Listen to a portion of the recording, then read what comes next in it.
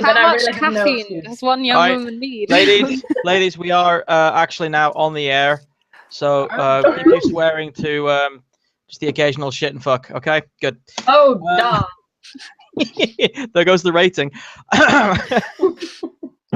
Welcome, ladies and gentlemen. This is the first streaming of the third group, technically second, because the Castrals came in last. Sorry.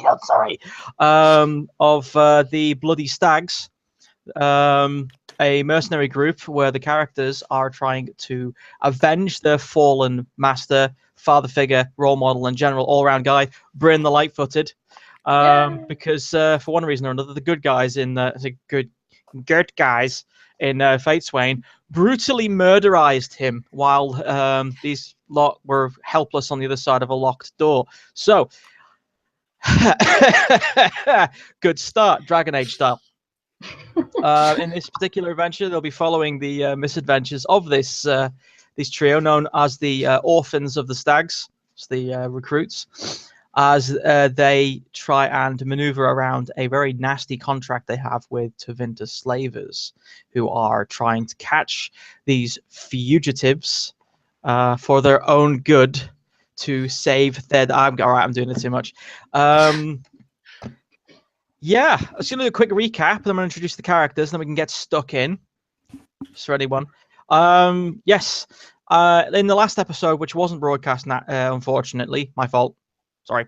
They were called to the command tent of the Bloody Stags, Gruff Lieutenant Neris, a dwarf, and she is very much a no-takers type of person. There, they got briefed by the Bryn Featherfoot, the commanding officer of the Bloody Stags, on a given mission. They were to aid the Tevinter clients to force some information out of an escaped slave known as Acalia, which I've spelled incorrectly here as Acacia, which is, I do believe, something you buy from Lush. Arriving at this place called Fenreath, ahead of the Tevinter war party, their role was to plant themselves within the customers and act under the code word prejudice should the Tevinter patrol need assistance. However, they were not only met warmly, but they also discovered that these people were actually very innocent and very actually quite friendly, and it got a bit trouble and problematic when Lester, the person in charge of the Tevinter war party, started to make deadly threats to the locals. However, even though a retired Templar called Hasten started to put up a bit of a fight, the quick actions of the trio managed to not only stop any fight from happening, so much ready for that fight, but also managed to diplomatically resolve the situation, get any information they could have had, and stop anyone from actually being hurt. However, it should be pointed out that Mariah, played by Becca here, used a successful seduction on Lester, and that's going to be remembered. Oh, God. Yes. However, returning to the camp, they were told that the base was moved to a nearby keep in some ruins. Arriving there, they tell Bryn what transpired with the Tevinter force. Bryn tells them that he, in fact, is a bit concerned about the way that things are going with the new clients, and he plans on going to talk to the Magister's contact, someone called Erastus, to tell him that the contract is null and void. However, upon doing so in a locked room, they are strangely assailed by some mysterious people that turn out to be the fugitives that they've been searching for, who brutally murder both him, Bryn, and 3 other Bloody Stags in the space of a couple of minutes before escaping through another one of these elvish mirrors they later find out are referred to as the Illuvians. Mad with rage, Neris enforces the contract with the Tevinters, and now the Bloody Stags are firmly paired up with the Tevinter slavers to try and capture these fugitives and the murderers of Bryn, the most beloved. And that's where we will continue our story. Now, first, I'm just going to introduce you to the lovely players. Say hello, everyone. Hi. Hello. Chocolate. Now, going from my screen left to right, first of all, we have Anna, who's trying to drink something because I picked on her first. Hello. Because of course you did. because my life is too nice and I have to make it worse for myself. Yes, Anna, why don't you introduce yourself or your character, whichever's really suits you. Well, I'm Anna. I play Allegra. Basically, an Antivan wayfarer. She's quite a bit away from where she used to be. She used to be with the crows and everything, and now she's here. So there's that. Yes, Tilda. Oh, okay. I play as Lenara. She's an escaped elven slave and a mage. So feeling rather conflicted about hunting down another escaped slave. She's quite pragmatic about her situation, and not sort of too interested in sulking about a lot of things. So yeah, that's her. And last but not least, operating under a 2-megapixel camera. Go on, Becca. Hello, I'm Rebecca and I'm playing Maria. She's a Ravani rogue merchant and she learnt from a very early age how to use anything she had to get what she wanted and basically operates under those rules. Okay, so basically we have a pirate and a thief and a mage. Guaranteed the people are going to still pick on the mage. Cool. I just muted you. Now, one of the special thing which I wanted to kind of like reveal to you guys today was that, and this is the reason why I was trying to, there was a lot of people pushing for this to be streamed, is just to see your reactions, because the adventure today actually overlaps on something that the Fate Swain group did very recently. So this is gonna be fun. Aren't you excited? Oh God! Yeah, the last time this happened. Excited and scared. Well, shit. The last time this happened, we were the ones watching off camera Yeah. and didn't get to show our reactions. They were priceless, unfortunately, not recorded. Oh, dear me. How do you switch this on a rotation? I don't know. Whatever. Hangouts, weird stuff. Yes. We're going to cut straight to the most interesting bit, is that right now, all three of your characters are standing a bit unknown what you're meant to be doing right now, because you're in the command tent of the Bloody Stags, a big, gruff, red thing worn over the years of being dragged around into different campaigns of operations. And although there are some bits of ornate furniture that have been kept, again, over the years, the one thing that's moving around at the moment is a very irritated and short-tempered Neris, occasionally rubbing her mohawk with one hand while scratching the underside of her chin, as if possibly she could get a beard, because that would have been awesome, but it didn't happen. She's pacing, and every now and then she looks at you as if she's about to say something, and then starts pacing back and forth again. What you do know is that the whole group has arrived at some small township that you've heard is called Mosswake, and Lester has been immediately sent off on his own this time with a patrol to try and make contact with the people who live there. This patrol, of course, numbering about 20 people, so it's not much of a patrol or a meet and greet. This is probably a raid. However, the new commander of this whole operation, the person who replaced Erastus, this mysterious Nex character, the Dragon of Grimaldi, she seems an altogether different animal. Where Erastus was erratic and selfish and such, the Dragon of Grimaldi is methodical to a core. She's even ordered the surrounding of this Mosswake, which makes you wonder whether the fugitives that you're looking for, Sakalia and her other fellow criminals, are actually hiding out there. And that's where we start. So Neris is fuming, pacing around. Them blighters and sodders. I can't recall the last time I was actually put in this position. It's deplorable. It's I want to go punch something in the face until my fist goes through it. She looks at you in each in turn as if she's trying to find a volunteer. Ugh. Be left in the dark again. Well, maybe that's for the best. No. I want to get involved. I want us to be in there when it happens. I want to kill everybody that even so much as knew these people. Can anyone? All of us. I was going to start, but you know. Go ahead. You going to say something? I was going to say all of us feel exactly the same way.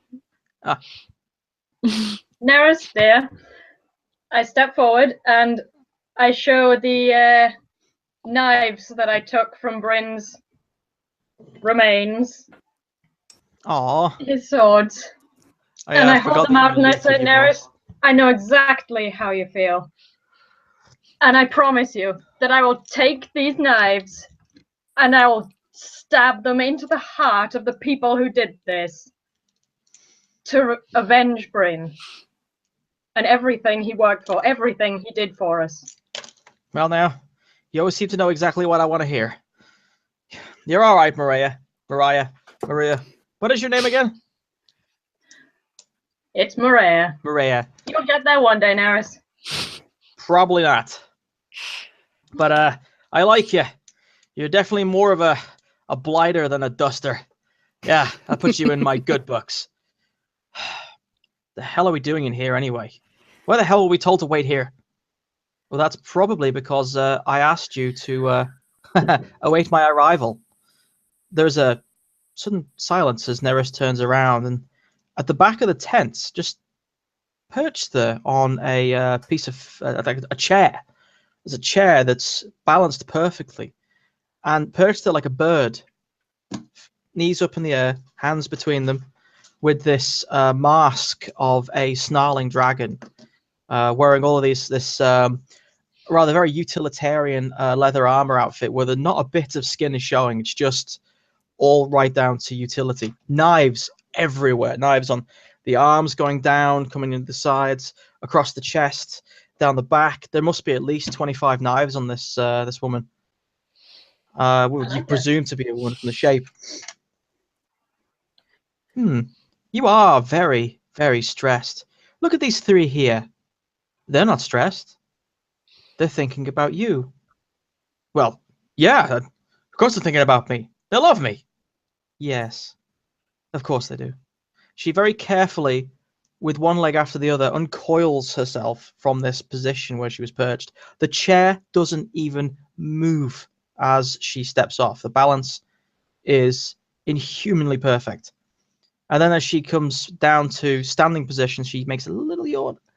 I just wanted to analyze you for a wee while, find out what makes you all tick. It's quite an education. Yes, I hope you don't mind that I sent off Lester. I realize that he is a blunt instrument, but he will most likely serve a purpose.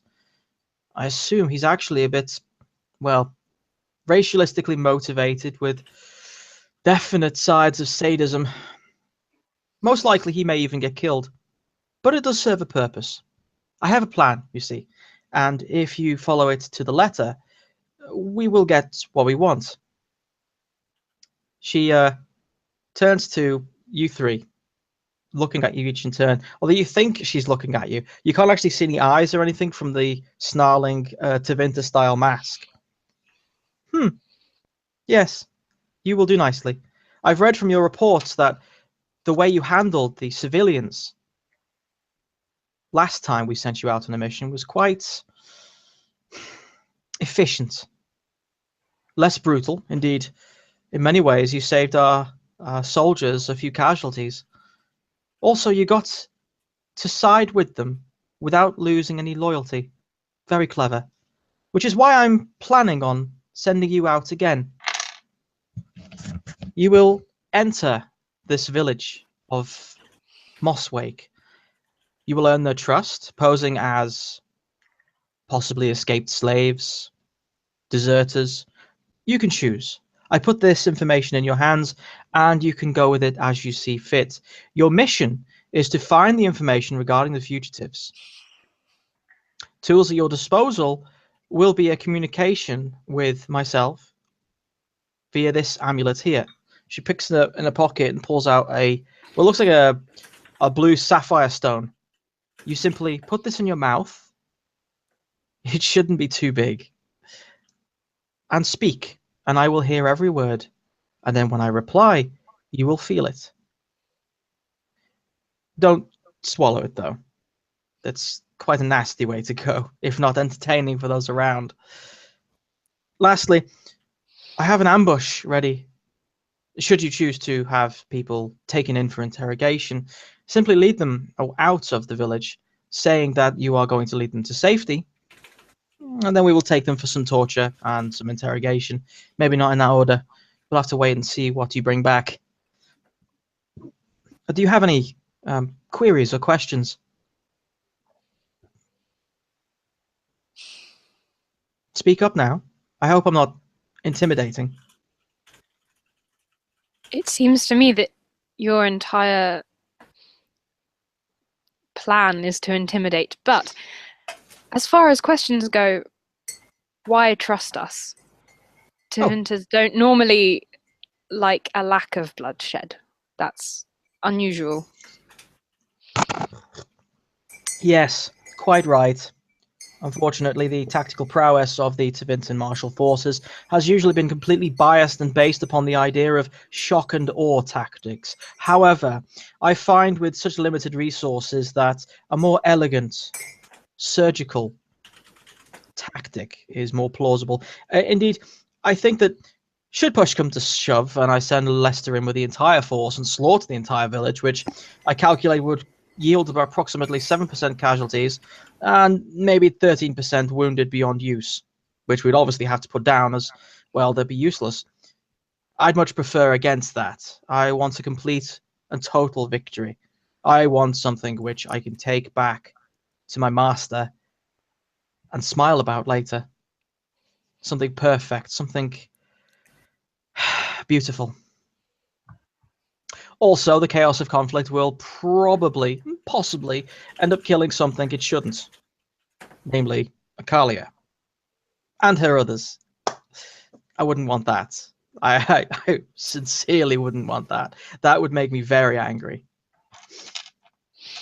So you're I'm saying rather you want irrational, them alive? Oh yes, well, at least Akalia. With the others, you possibly can kill if you wish. However, if at all possible to take them alive, that would be preferable, as, well, my master will have use for them. Essentially, good manipulation tools for gleaming better results from Akalia in the future. But then, I'm going into details you don't need to know anything about. To return them to slavery? Of a fashion, I suppose. But we're all technically slaves here, are we not? Of course, that's what she wants. I don't know why you're at all surprised, Maria. Just so we're on the same page. Maria, I feel, is a creature of freedom. The delusion of an endless boundary. However, she sees boundaries everywhere and ignores them. Be they mountains, be they economics, be they racial boundaries. There are always boundaries. You just have to choose which ones will make you crazy. Boundaries are there to be bent, I have experienced, so we shall see, I suppose. I would enjoy having a little discussion with you at some point. Perhaps over tea. That would be nice. However, not right now. Right now, we are in business. Now, Namriel, I hope you don't mind me calling you by your Tevinter name. Excellent. I will put you in charge of this particular mission, as you seem to be the least affected by my presence, which means I can talk to you more and easily. Take whatever resources you require to create the illusion of an escaped slave or deserters from an army, whatever story or whimsical lie you wish to give to the townspeople of Mosswake. Find me my answers, and please do not waste any time doing so. I shall await your answer with the gem I just gave you, and that should you not be able to respond in 24 hours, I will be forced to send Lester in with the entire forces and just simply slaughter everyone but the last 3 people. To leave the rest to probability. I really don't want to have to do that, but time is in essence. If they've already left, we will need to catch up as quickly as possible. And how far away will you be at the other end of this communication stone? Oh, I won't be so far. I can mostly come and go as I please, but line of sight now, that's a tricky thing. And earshot, sometimes that can be problematic as well. But I won't be too far away. All right. I have to go now, but and I'll I'll do you the favor of leaving through the traditional method. She turns and looks at the door of the tent. Yes, quite. How novel. And then flips it back before exiting into the sunlight. Neris is just standing there, completely gaping. So we have an extremely artful Tevinter on our hand. That's going to be interesting. Artful? Well, artful in their regard, I suppose. There's different ways to be artful. Ooh. Really do not want to be on the wrong side of that woman. Hmm. You heard the Agreed. rumors? You heard the rumors About of her? Which rumors? Well, let's just say if you hear the rumors about her dissecting some humans they found over a farm nearby, they're all true. Every single one of them. God, I feel like I'm going to throw up just remembering it. Anyway, do you guys need anything, or am I going to leave you to it? I think for now, we just need to work out what we're doing next. All right. And if we have any queries or might need supplies, we'll come find you. Yeah, do that. Don't shout into any stone or something. Stupid Tevinter blood magic crap. Yeah, Neris, again, stroking a Mohican and just scratching the back of it. Just leaves the tent. Not so elegantly, she just barges through the 2 flaps. Which of us has the stone? I think you She do. gave it to Do I have Tilda. it? Okay. Yeah. Can I, examine it to see if there's anything suspicious going on with it? Sure. Yeah, go for a magic roll. I don't think there's any really relevant specialization here.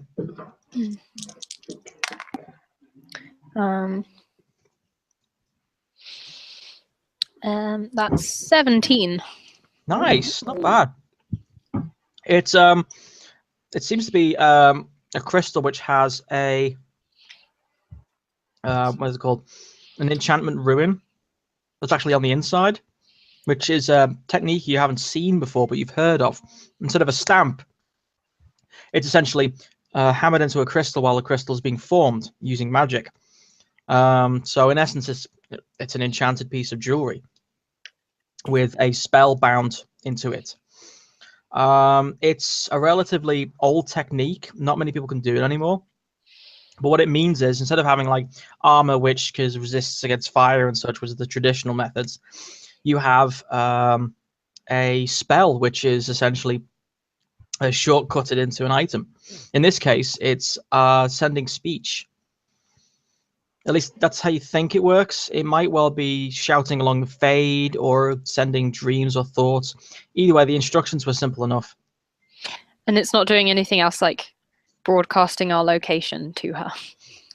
Not that you're aware of. For 17, I will tell you that it's possible, but not that you can see. Okay. I just got to get used to the idea of because we're on Hangouts, I have to keep flipping the image to different people when they're talking. It's just my ugly mug for the last 5 minutes. Is there no way of getting this to just annually cycle or something? If you No. unselect whichever picture is selected, it usually flips between the ones that are talking itself. Ah, huzzah! It does. Hooray! Oh, I knew you guys were clever. But if lots of people talk at different times, then it gets very dizzying. Yes. Oh, by the way, Anna, there's a bit of a distortion on your voice. Of course it is. What the fuck? Let's see. Unless that is your voice, at which point you got bigger problems. Oh, I should probably have reread the handbook before I played. But I'll remember how things work when it becomes necessary. Like rolling. I didn't either. I'm in the same boat. It's fine. Oh, good. Okay. I thought if you guys don't know how to play, I'm screwed. I have no idea. Anyway, let's just roll some dice and pretend we know what we're doing. Hey. Okay, I can do that. Plan. Isn't that how role playing works? Yeah, but it's like a big secret that we don't tell anyone. Oh, sorry. Yeah. It's the just first told the rule world. of role playing. You don't tell anyone that you don't know how to do it. I thought that was the first rule of politics. It has it better? multiple applications. Wait, let Anna talk. Is this any better? I changed the microphone. Oh, Yeah. that's so much better. Yeah. Ah, good. It helps using a professional microphone. Who would have Right, I'm thought? using a good camera too, but I'll work on that. Yes. I was waiting for that plot twist when we found out that is actually Becca's pixelation. When you see her in person, Yeah. that's how she looks. It's true. That'd be just Haven't you freaky. noticed before? I'm just a blur. Now, just to give you a bit of a heads up with this one, it's very freeform, this episode, so think outside the box, do what you want, but bear in mind everything has consequences. Consequences. Fun, Right. fun. It's like How Fable. far away was this town, Mosswake? Well, the army of yours is lapped around it about a mile diameter in every direction. Now, Mosswake is actually sitting on a part of the subsection of the Imperial Highway. However, one of the broken branches that went from Lower Gislin Plains, which gives it some trade. However, the area around it is mostly just plains and forests. But to answer your question, it's a mile away. Okay. Right, yeah. So easily travelable. And looping around to come from a different direction than the direction that the large army is standing at. Well, that's the problem. The large army is standing pretty much all around it right now. They force marched in the night and basically just... they're big enough to have a thin line all the way around. And I'm assuming people in the town know that there's an army there, so Oh, yeah. it's going to Rumor be is... fun. Trying to Yeah. make they're it seem like we're not from that army. Yay. Yeah. Okay. Certus is That's why I the way think to go. that trying to pretend to be escaped slaves would be a bad call, because someone in that town is going to be like, there's an army we can report this to. Someone else is Yeah. going to be like, how did you just sneak through an entire army? So some other story would probably be a good one to go with, rather than painting a giant target on our back. Merchants? That Could could we work. be selling something? Well, I'm good at that, so that could work.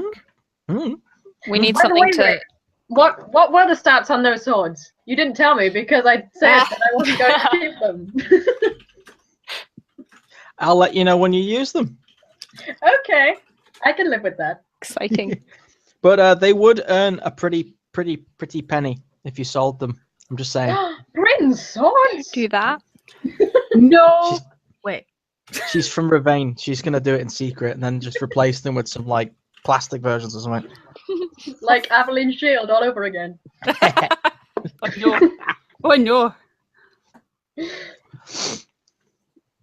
But yes, I am at your disposal. Please tell me what your plan is, what you want to do. Go, go, go. Come on. Okay. So, merchants, yes? We need That something... would be... I was waving at my parents, not you. Oh, We need something Yeah. to sell then. ooh, slaves. Well, I have traveling clothes. I have this perfectly fine slave to sell. Oh. As loath as I am to suggest this, that is a good idea. What? It Well, would make us less suspicious in a general sense. yep. What was the... What? Well, Selling What's- slaves. Oh.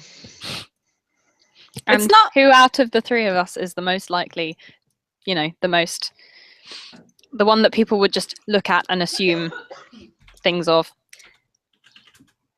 So great. I feel like that would probably be a good cover. It would stop people asking questions about how we got through, and It would People stop aren't people going to- asking questions of how to buy. yep. But I'm sure we can figure out a way around that.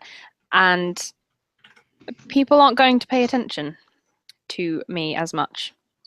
Yeah, you will be freer to roam around a little bit, at least as long as you're close enough to us. Yes, not alone. Yeah, but still. Provided that everyone is okay with the plan. Yeah, it's up to you really, because you're gonna have the tough role. I am as okay with it as I could ever possibly be. But, you know, if you have a better suggestion, I'm all ears. Well, it's either that or playing deserter and hope that no one runs to the army saying like, hey, these guys are deserters. Because that could be problematic. Yeah. I mean, along the Imperial Highway, they're going to have seen slavers passing through before. Yeah, exactly. Well, yeah, you do know that slavery is very, very frowned upon along the free marches. So anything from Navarra east is kind of like a no-go area, officially speaking. However, Officially, yes. the Yeah. closer It's not you a get, walk in and say, hey, would you like to buy a slave? How It's far a are we? unnamed. Huh? How far are we from Tevinter? Like, because I'm muddled on geography now. Like, are Yeah, we not in their borders anymore? No, you're in the grey area between Navarra, Olay, and Tevinter, which has seen a hell of a lot of action. Like a desert There have been there. like, it's just been one of those areas where no one really can claim it officially. There used to be skirmishes like since the Exalted Age. It's gone back and forth. Hell, Navarra was created off the backbone of some of its gains in the area. There's some mines to the north, which it has some heavy defenses around because it's silver, copper, and gold. You know, it's a huge economical boon for them. But Tevinter slavers do run rampant in the area. Any elves they find, they love getting their hands on elves for some reason. Probably because they make great blood sacrifices. Woohoo! The legacy of my people. Woo. You have very tasty blood for blood mages. I mean, if the people in the town dislike the army that's surrounding them, which I'm assuming they'll think is Tevinter, they might not be too unwelcoming to deserters. Yeah. I mean, a fairly decent plan would be to go in fairly non-committally with a plan That's and test the basic feeling when we get there. that's a very good suggestion. Yeah. Testing the waters is always a good thing. See where everything... Which means find the tavern. I'm in for this. I like this. I think that's a good idea. Let's just go in and not draw too much attention and not sort of explain what we're doing there for as long as we possibly can until we know more about the people in this town.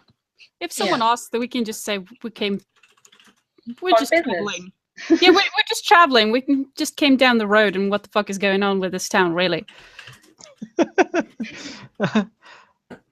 Should we decide on a code word, like for each different plan that we're going to go with, in case there are people around? I think I would say make it as simple as possible. If I learned anything being with the crows, it's like be as simple as possible. Things are gonna fuck up anyway, so we might as well be simple about it and then make do as we go along. Yeah. Sorry, just catching up with the chat. There's like, what, Rick, why do you give them all the cool characters? We get the dirty, raggedy ones.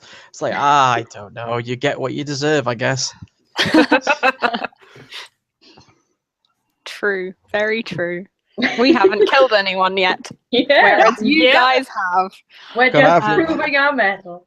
Oh, Yeah, they got a major problem with one of their number at the moment who just is like favorite hobbies, walking around the beach, archaeology, stabbing everything that moves. Talan. Oh, well, I didn't say anything. You can't prove it. Please, We all Mariana, know. don't kill me. I think Mariana's aim as a character is to get powerful enough to kill the GM. That's just gonna end the world, you know. Okay. So meta. Yeah. So you guys got a plan? Winging Yeah. it. Yes. Yep, it's a good plan. Isn't that how you usually do things? I think after several sessions of doing this, you're just gonna get to the point where like, what's the plan?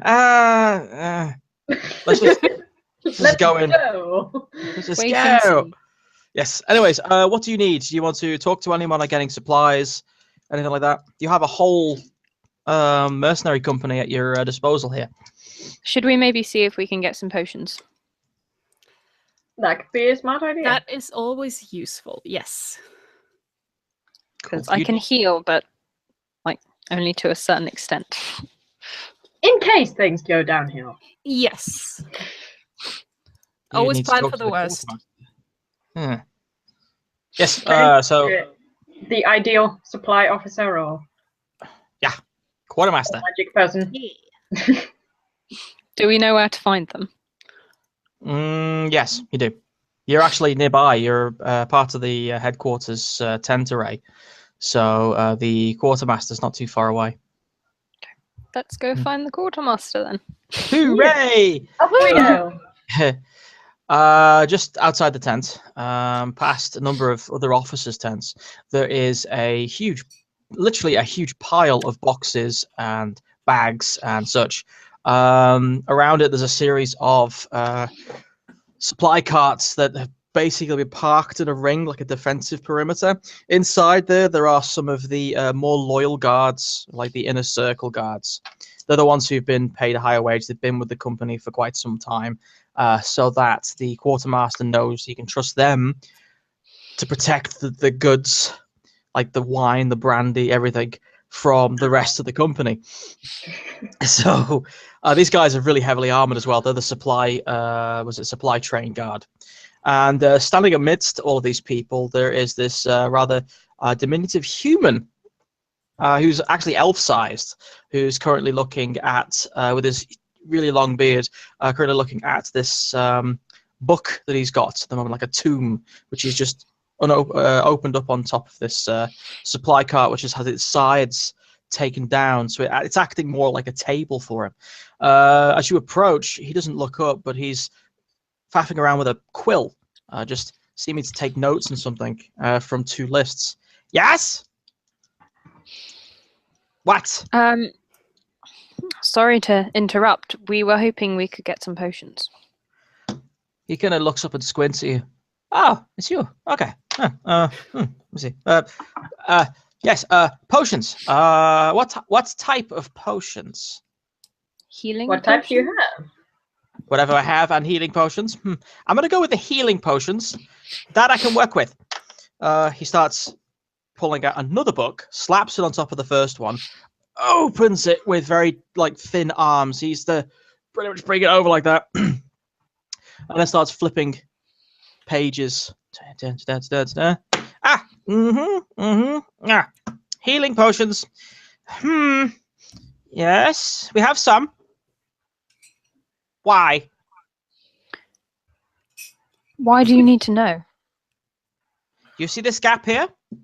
This gap here? And then this gap here. This is why. Every time something's taken out, I need to fill it in here. Who you are, why it is, and when you're going to replace it. We have been tasked with going into the town to procure information. Oh. Okay. I will give you 3 potions. Sound fair? We can work with that. Excellent. That's all you're getting. He starts sketching really quickly on the sides. Secret mission, blah, blah, blah. and then turns the big book around. Takes him a good minute or so for him to push it around, and then stops. I really need to do some exercise. And then he hands the quill to Tilda, to Lenara. Sign here, here, and here. I sign it. Backstep. An elf comes running over. The elf is actually taller than him, but utterly terrified of this little diminutive human. Yes. 3 healing potions. Take them from the red box, not the blue box. The blue box is for lyrium. If you give them lyrium, you'll probably kill them, except for the elf there. She's a mage. But the others you would probably kill or drive mad. So red box, not blue box. So the red box said, yes! Oh my god, you're a genius! Go! He runs off. After a few seconds, he comes back with a handful of some potions before setting them down in front of you. Can I go now? Yes! Why are you even here? Go! Shoot! Honestly, give him So away. these were the red potions, yes? I hope so. I'm colorblind. Okay. Anything else? What other potions? Anything interesting? Do you see this book? This book here? Yes? That is one of Nice 3 books of an inventory of what the company has. Do we have anything nice? You stop talking. You stop talking. He points at Tilda for the second round. I don't know. At the moment, I think I've got the basic supplies I need that I can think of. Yeah, cool. You said you guys were gonna go with what is it? Merchants, slavery? What was the theme you were going We were for? going to not tell anyone exactly who we were for as long as possible and get a feel for the town Yeah. before deciding. You guys do kind of do well under improv, so yeah. It's a fair point. You We're may going want with- So far. Traveling. bear in mind on your clothes you have a patch with a red stag on it. Oh yeah, let's get rid of that. So we have Yeah. to wear. I'm gonna hide my crow tattoo as well. Just Oh, for yeah. safety. To be fair, there's like one person in that entire village who might actually know what a crow is from the tattoo. Yeah, but you never know. the only Better people to who be know about safe than the sorry. Antivan crows are the people who hire them, or the people who should have. Cool. I think you're ready. I'm gonna leave whatever like bloody stags stuff I have, Mm. like identifying stuff somewhere here. I'm assuming we have a tent or something. I'm gonna put it there. Cool. So what, like, to keep as it's a shorter list, what are you going to keep on you when you go into Mosswake? Whatever I'm wearing, which is like traveling clothes essentially. I think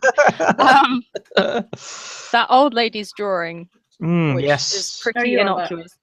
No one's going to be interested in that. And my weapon, I suppose. Yeah. Not much stuff. Cool. I just stick with the traveling clothes and backpack of stuff.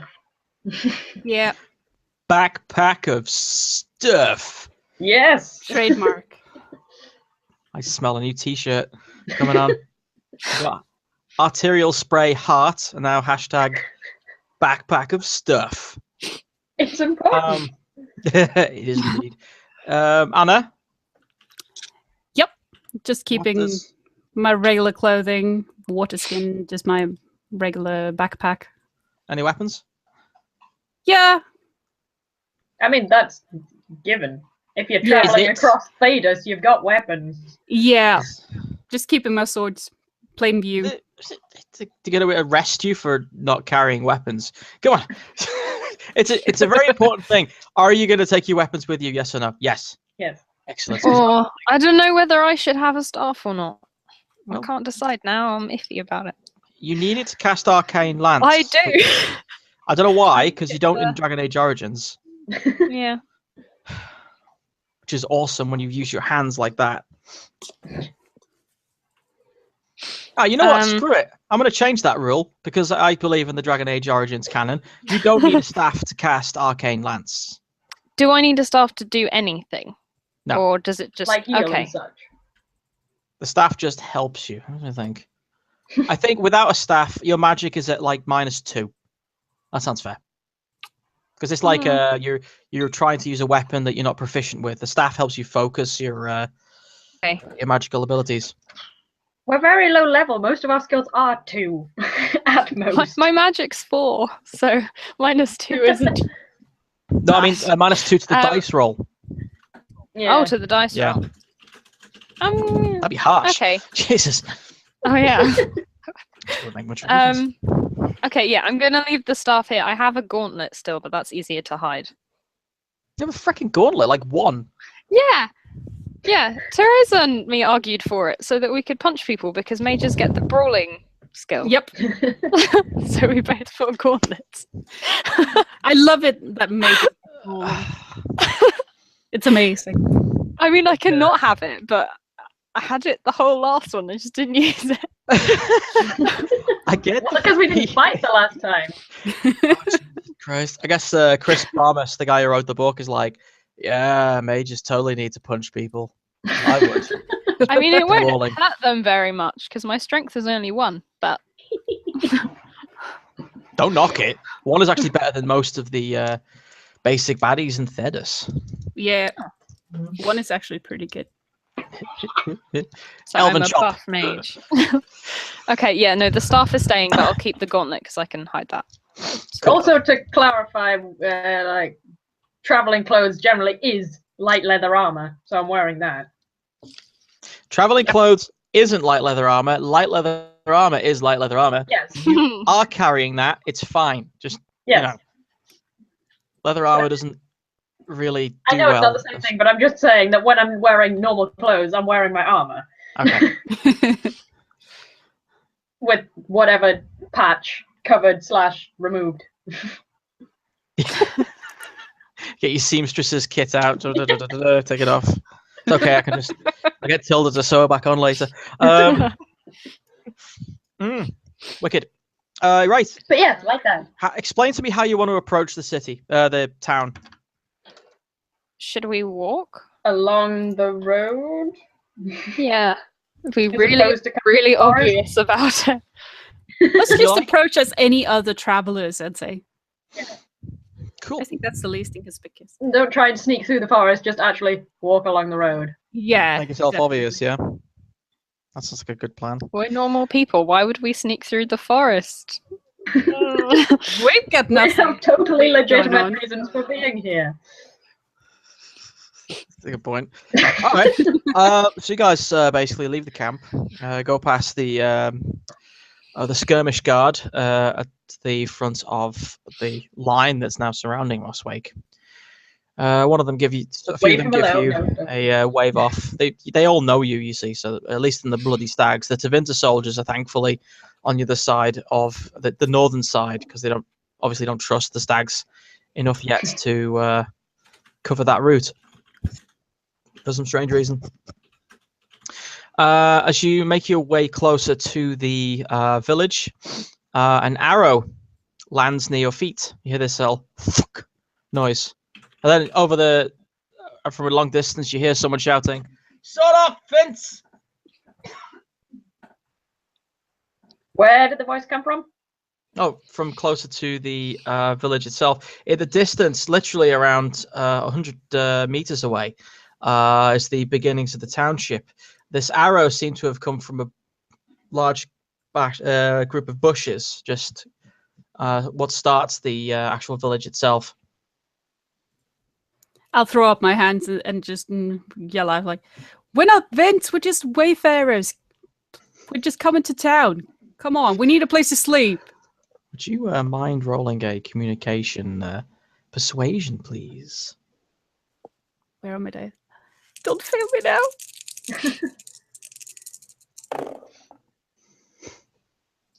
Okay. That's a 13. 13. Yes. Out of this bush comes an old man. He must be in his early 60s, which by Theta standards is ancient for a human.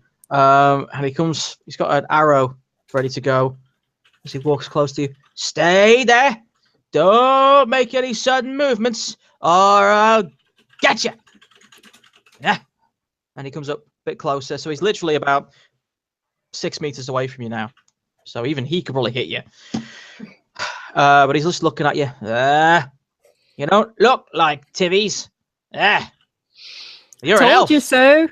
You're definitely not a Tivvy. So, what's this about then? How'd you get past them? They're not all Vince. You what? They're not all Vince. We just wandered through. We said we're trying to get through the road, through to the village. What do you mean they're not all Vince? I thought it was a Tevinter army. I thought they were Didn't seem that invading. many, to me at least. I was told they were Tivvies.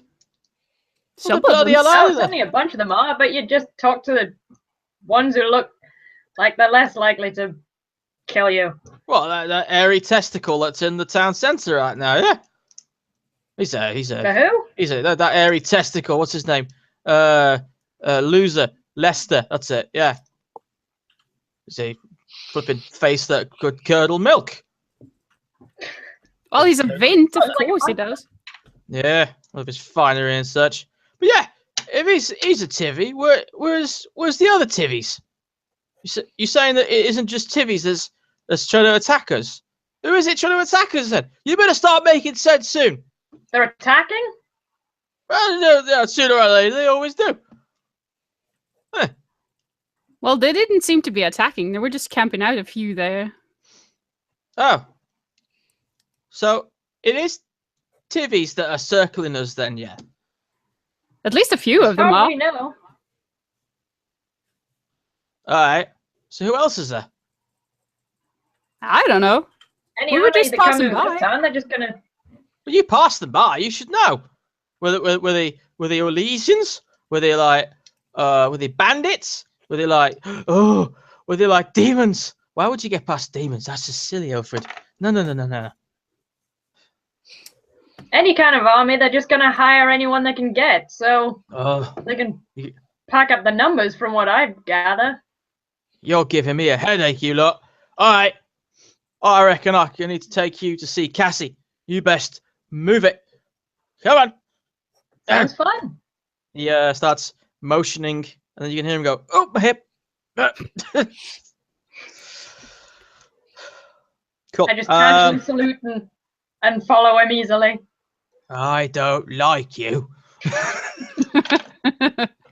Don't mind her. She's fine. Slippery one, is that?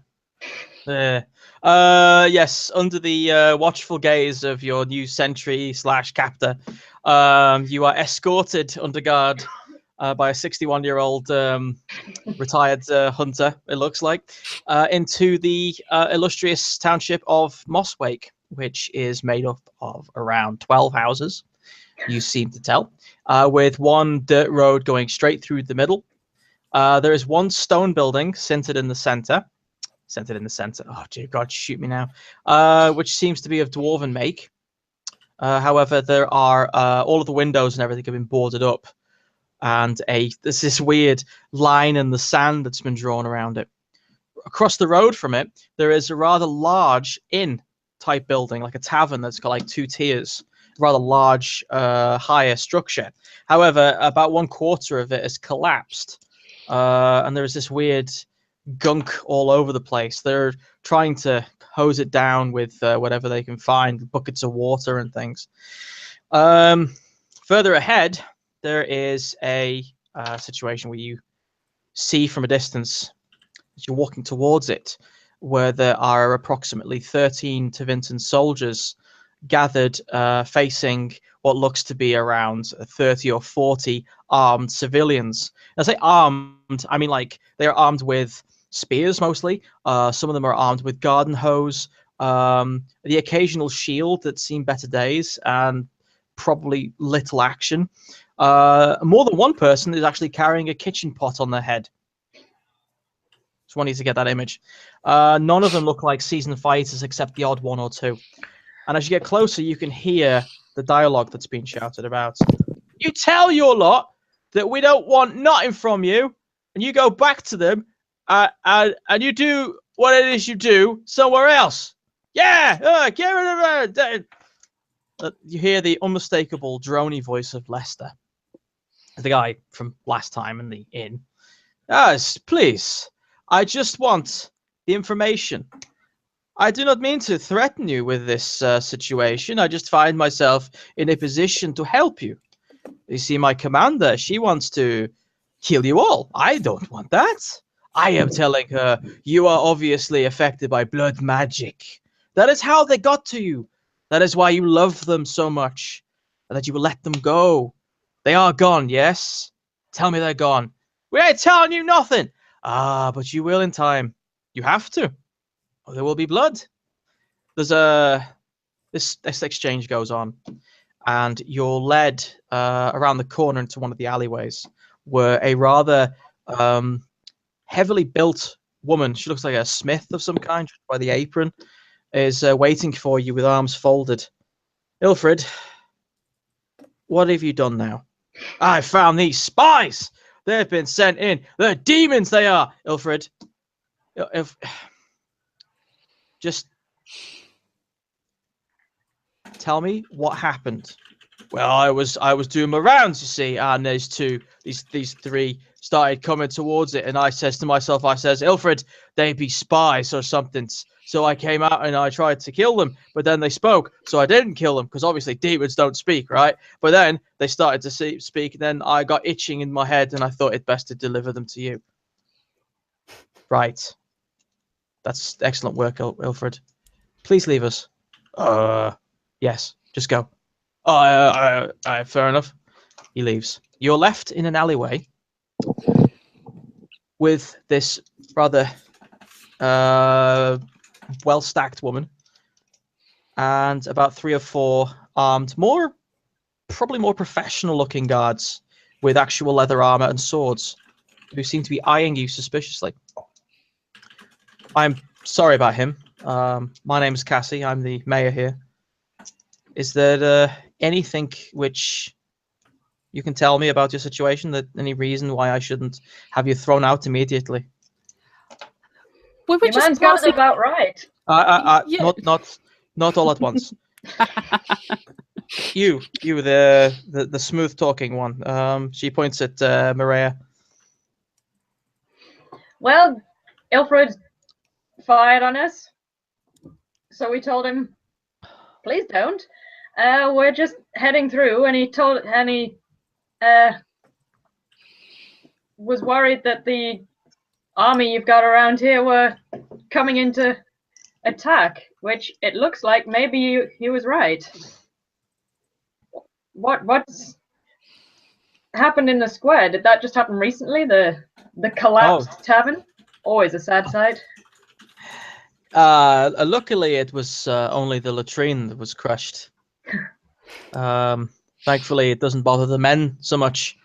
And, well, we have our own private toilets, so it's fine. Thankfully, they can pee anywhere they like. I don't know if I trust you well enough to tell you what happened, but I will say this much. I don't trust you yet. We are circled by an army intent on harming us, and then you 3 crop up. What am I to think? And I've asked you what your situation is, and you started to describe the situation you see. There's very good diversionary tactics, but I'm afraid it won't cut it. You're going to have to do better than that.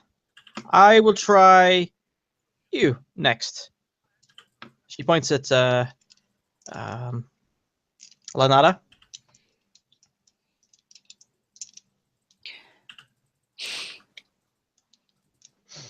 Lenara doesn't say anything. She's just going to sort of stand there and like kind of look like she doesn't want to say anything. Interesting. All right. Interesting. Okay. Yeah. Cassie squints a little. I see. Very well. I want this elf to follow me. You two will stay here. If you try and interfere, I will have my men kill you. No offense. It's just this is the way it has to be. She motions for Lanara to come with her. She's shy, and you hold this against her. You she takes are a rough woman. I have my reasons. She takes Lanara around the corner, out of earshot, and there's no way I can stop you guys from hearing this. So just meta. She turns to Lanara while they're on their own, like literally just you and her now. I have the feeling that you are an escaped slave. They have drawn you into this little deceit of theirs, yes? That's not entirely false. You don't need to speak in tongues with me, child. You can tell me how it is. Speak straight. They are just traveling through. They have nothing to do with the army at all. Would you mind rolling a persuasion? Oh, no, deceit. Aha! Yes, communication. Deceit. Oh, this won't go well.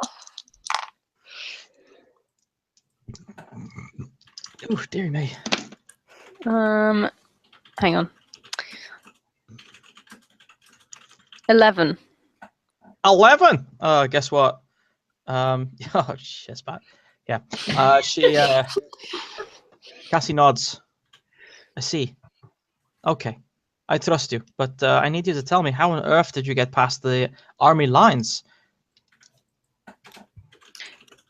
They explained that they were just travelers, and I don't think that army, not that I have much experience with armies, is attempting to prevent anyone going into the town. Just going They out, seemed yes. more concerned about people leaving. I see. It is as I feared. The people they want, these fugitives, they saved us from a demon, and they could have left. And I am not about to let such heroics just be thrown away like that. They have earned our trust, and they have learned our loyalty, and I do not intend to throw that away for some simple fear. And I am not alone in this. The people, they are afraid, but they will stand and they will fight, and most likely die. I would rather not that happen, but I cannot see any other way out of it. Anyways, you will probably be wanting to go through the other side of this village. Yes? I would not advise being here when the Tevinters come back. Thank Carry on. She takes you back around to the other two. Okay, let them go.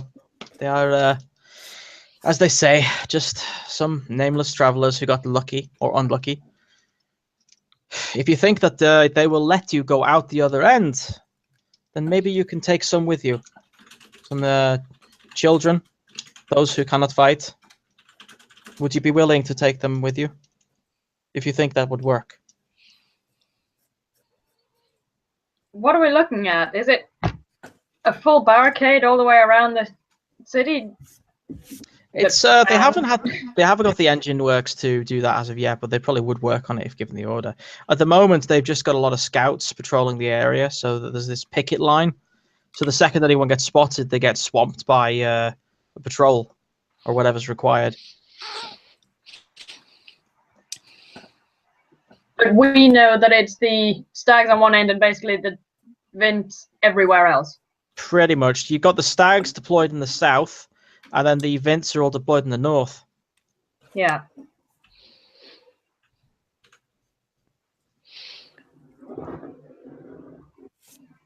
What children, well, how many people are you looking at getting out?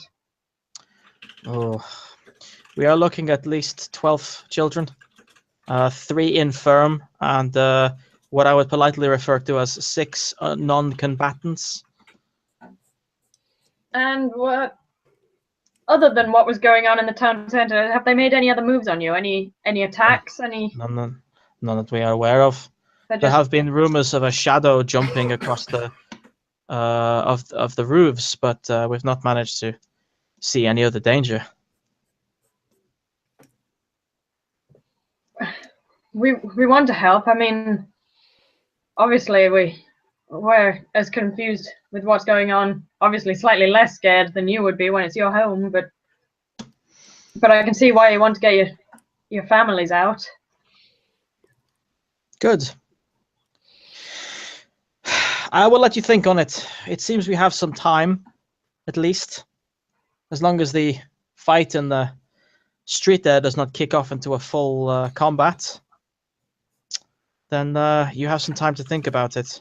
If you excuse me, though, I need to go and make sure said conflict does not go awry. I agree.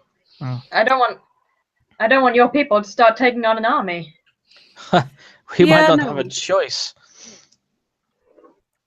Cassie turns around. I bid you farewell for the moment, and then goes around another alley corner, probably to go and keep an eye on the shouting that's in the streets still going on.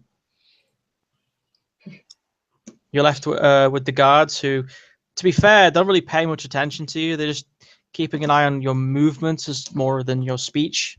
If there are any of them are eavesdropping, they're not doing a very good job of it. I'm gonna, as quietly as possible, whisper and explain what she asked me, or told me round the corner, and suggest that maybe we find somewhere to stay. Making sure that the guards can't hear. Like, if they seem to start paying attention a bit more, I'm going to stop talking. Yeah. To be honest with you, they're more... they're too busy talking themselves. They're terrified. And you can tell from just by listening to some of the words they're saying that they were discussing like what the hell type of things they can do against blood magic and mages bombarding from a distance, professional armies, and like I said, they're terrified. Their whole way of life has been turned upside down over the last week. Yeah. Now, available to you right now, despite standing in this alleyway, is the main road where Leicester is currently, it's probably not going to last forever, is currently having that standing match between his forces and the horde of villagers that have rose up against them. They don't seem to be paying much attention. You got the inn, you got the stone house, and you got several other houses in the area which you can probably check out, though most of them are most likely going to be farmers' hovels. There are also some shops that seem to be a bit odd. You've got one which looks like some sort of house of healing, or a healer's house. A tannery, smithery, and a number of other places as well, though most of them seem to be closed. There's also an antique store. The owner, of course, is no longer with us, if the rumors are true. The rumors? I still Yeah, say you that heard rumors. The best way to find rumors would be either the soldiers or the tavern, which probably also has soldiers. It doesn't look like the Vints have gone inside any buildings. They've not been allowed to. They've just been kind of guards, not the Vint soldiers. Oh, the guards, yeah. People living the guards there. There are, yeah. To find people who might be talkative and stressed. Inn might be a good place to start, yeah. And also, I mean, this is just another village under attack, scared for their lives. I would like to help, if possible. And we certainly know one way we could get the children out. Somewhere where the army's a little more talkative and friendly. And yes, I feel like the best way to help is to get the information we were sent to retrieve. Yeah, definitely. Cool. So I say we go and try and find the people who are in trouble. Help the helpless. In the pub. In the pub. You're gonna go to the inn? I think that seems to be the plan. Awesome. You cross the street. Leicester, who is currently stopped talking to the people. He's turning around, conferring with his lieutenant, and he notices you crossing the road. He just glares at you. Oh God. Of course, Oh dear. then he sees Maria, and he suddenly like raises an eyebrow, and he's kind of like, "Oh." If he's that obviously staring. He's not subtle in the Oh, slightest. God. Luckily, doesn't seem like anyone's noticed. Oh, I that's thought good. he wasn't interested in women. Did Maria have that much of an effect on him? I'm that good. You're just that awesome. Maybe he likes to experiment. You don't know. He's Tevinter. He's got some the strangest kinks available.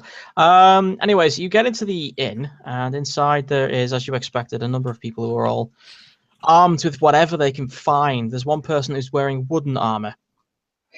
Seems like he just stripped it from a training dummy or something. All of these different weapons are being sharpened, and generally all the rust is being scraped off on the tables. There's someone trying to hammer on a spearhead.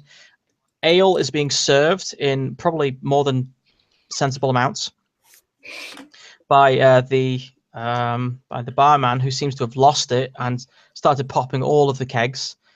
Drink like it's the end of days, my friends. Let's show these sniffy dicks what we're made of. I'm going to open another thing here. Where's the thing?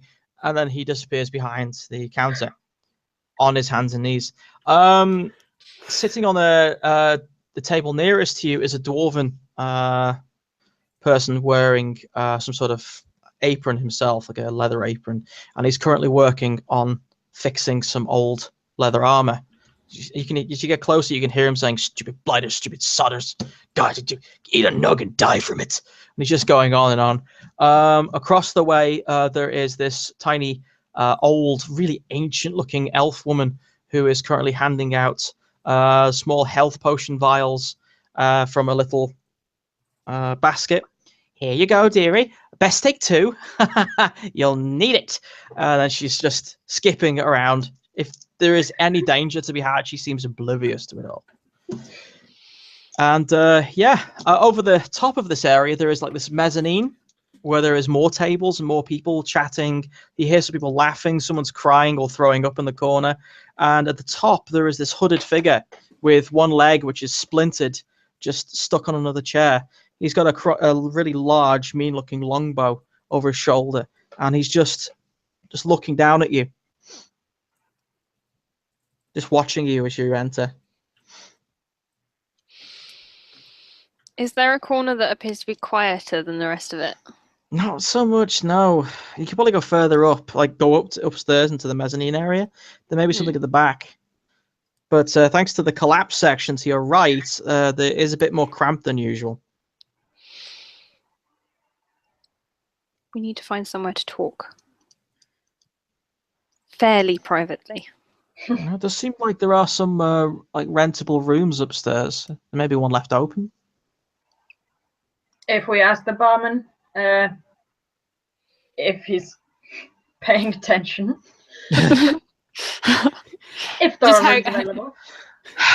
Yeah, the barman with his rather large handlebar mustache is currently trying to open up another keg of beer with his mouth. Just lean over the bar and look down and say, "Nice to see a man with a good end of the world plan." I can help you. How are you? If you take a perception check, actually. What's that? Focus. It's a perception. Focus on seeing is believing. Seeing. All right, yes. 12. Anyone else? I suppose. 15. 15. Nice. 16. Tilda takes the victory. Tilda, you know that. There is an iron ring with several keys, approximately 6 or 8, sitting on the counter.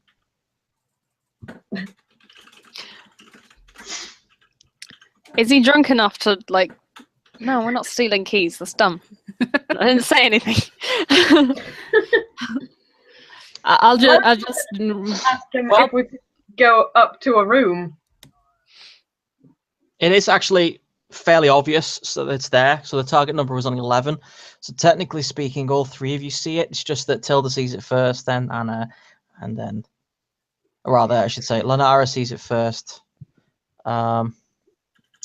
Then Allegra, and then Maria.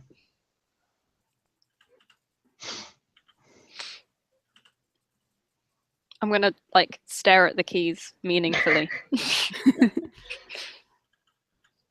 I'll just take a look. I'll pick them up and just jingle them a bit and towards the innkeep and just, hey, could you allow us to borrow these for a while? We need a room. Yeah, he just waves his hand at you. Wow. I'll take that as a yes. Perfect. I'll be back later with these. As you're walking away from the bar, I gather, you hear a yelp behind you as the barkeep has discovered the dangers of splinters in the mouth. Oh. Going upstairs, trying to ignore the gaze of this hooded Still strider definitely type. fixed on us. Yep. You notice at the back of this mezzanine area at the top here, there is a small corridor with 3 and then 3 on the other side partitioned bedroom areas. As we go past the like shady figure, can I try and take a look at him and see if there's anything interesting about that person? Yeah. How would you like to do this? Would you like to analyze his facial expression? Just look at what he's wearing? I mean, did you say he had a hood up or something? Yep. I couldn't remember. So his face is in shadow and not as obvious. So I guess his clothes. It's actually well lit. It's okay. So. And, I guess what he's wearing. Yep, go for it. That'll be just seeing. 14? Or actually, your character's a bit of a know-it-all, isn't it? I don't know. Maybe. Do you have historical lore or religious lore? No, I don't. Guess you're not a know-it-all then. No. All right. Yes. What did you get? 15. Yeah, I think so. Hang on. 14. This guy. What I can tell you is this guy has recently had the crap kicked out of him. He's got some sort of scar running down his right eye, which seems fresh. His right eye is bloodshot, as in a big impact has damaged it. He's also got his left leg is broken in 2 places, hence the splint. His clothing is mostly traveling gear. At the side of the table, he has some sort of cloth helmet, like a T-shape. And his armor is green cloth with metalled areas. And you see this little emblazon of what looks like a circle with these fiery signs going around it, like a sun. And you know that's something to do with the chantry, but you can't remember which part. It's definitely something chantry related. Okay. I have no idea what that means, so I'm just going to keep following them along the corridor. I try to keep it as obscure as possible to stop messing. I say find an empty room. Yeah. Is that something we can do easily? Yes. Well, the rooms are, you can hear people inside, 5 of them, but the last one, thankfully, is very empty. So using the key on that one is no danger. In the others, you hear people crying. There's some people talking to each other, and in one, you're fairly certain someone's making their last romantic evening. It's best left to imagine. We don't need to see that room. No, I don't need to describe it. It was fine. Don't open that one, please. As a GM, I beg you, don't maybe describe that. Well, maybe we need to investigate every option. No. It's okay. Let's just go to the last room, the empty one. Ooh, you want to see some farmer porn? Ah, God, some things. The room itself is actually really small. It's just big enough to fit a bed and a chest of drawers on the right-hand side. So when you gather in it, it's quite cozy, should we say, after the door's closed. You're pretty much rubbing shoulders. You have your privacy, you think? Yay. Can I check the room to see if, like, anyone's... I don't know. I mean, I guess the walls are Is thin, there a isn't it? window or anything to look out over the square or what's happening out there? Yes. But not the square, unfortunately. This is the far back of the inn, so you're just looking in an alleyway. The one the guards are in? Nope. Okay. Anyone else? There's no one out there, as far as you can tell. There's a dog. That's about it. He's cute. And nothing we can hear from the square. No. Well, you hear shouting. Oh, they're still shouting. Okay. Mm-hmm. Is Tilda going to check under the bed? Well, now I will. No, I'm not going to check under the bed. Oh, really? Oh, is there something under there you want me to find? There is a sloth demon under the bed sleeping. No, there's nothing under the bed. How badly are both of you set on helping get children out of this town? Because I don't think they're going to trust their children to slavers. So if you really want to do that, then deserters seems to be the best way to go. Or just stick with innocent travelers ploy. I think we're going to get the furthest with innocent travelers because it breeds a camaraderie that That's true. deserters and other things do not. So if we want to help and want to gain their trust, I would say we're just travelers passing by, taking an interest in their affairs. That's worked so far.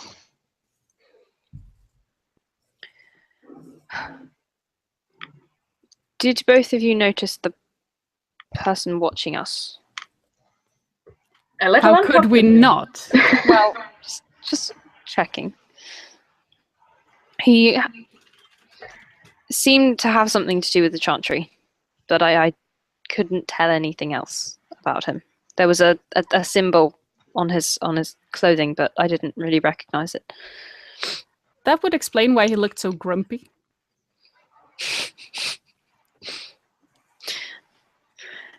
I thought mostly the chantry people were about helping, but I don't know much of them. I was more tempted to check out the old woman, who's more likely to give us the human side of the story. Mm. Well, we've gotten Hilarious. a lot of good information from old ladies previously, so I know. we might as well go with the winning concept. That will be I our want to tactic. Questioning old Make ladies. the effort to appear like we've gone into the room and just sort of brushed off from the road. I think that's a good tactic, yeah. Yeah, same. Wash down face and leave maybe cloak in the room and look slightly more dressed down. Good idea. I'm gonna keep my swords just in case. Yes. That's din that you were hearing outside reaches a fever pitch, and you realise that it's actually not people shouting anymore, but someone screaming. As you hear the sound of metal on metal, people running around. Gonna go outside, but I'm gonna be subtle about it. All right, roll stealth. Like, slowly go down the corridor. Roll slow stealth. Roll the stealth dice really slowly. 9. This is dexterity, isn't it? Yeah, 9. So. Do we all do this if we're following you down the corridor? Yeah. I'm gonna try to be somewhat stealthy. Right. Oh, goodness. 14. 16. Gosh, what did Tilda get? 9. Yeah, that actually I sounds trip about right. and fall against You're the talking wall. to a pair of thieves. Well, wayfarers. Oh, God. I like that the Merchants. soldier gets higher than the thieves. It's just this image of Tilda open. Well, Lanara trying to open the door really stealthy like, and it's like. She turns around to the other two and they're like. Actually, I'll go with an average for the group, which was basically from 16 to 9, so it comes out roughly as about 13. So you two were obviously helping Lanara learn how to not fall on her face and make a lot of noise. She actually stubs her toe on the way out, but before she manages to scream, Maria manages to put her hand firmly on her mouth. And the three of you exit into the corridor. Outside, you realize that they wouldn't have heard it anyway, because outside at the moment, in itself is absolute bedlam. You can hear tables and chairs being kicked around. People are screaming, scrabbling around. Someone is crying while screaming and whimpering. And then you hear this sudden whiplash of electricity. The air crisps thin and dry for a second as someone uses magic, and there's this electrical discharge, and someone is sounding like they're convulsing. This keeps going for a few minutes. Move forward, get. Yeah, I want to see what's going on. If there's that much bedlam, then I mean, try and stay at the back so we can see what's happening, but not necessarily be drawn into it yet. Yeah. Yes, well. Stay at the outskirts. As you get closer to the edge of the mezzanine, you see the figure with the hood who has essentially thrown his broken leg onto the floor to get it out of the way with, and he's drawn his longbow and is firing it awkwardly down. You see him loose an arrow, and then someone cough and fall to the ground with a hunk of armor. He's drawing another one before he turns around and looks at you. Are you helping, or are you going to go back to bed? And then draws another one. His accent is very different. You haven't really heard it before. It sounds Anderfels, but that's not a very well-known accent. Who did you shoot? Vid. Hmm? Who did you shoot? You don't know. You can't see. Oh. You can ask him.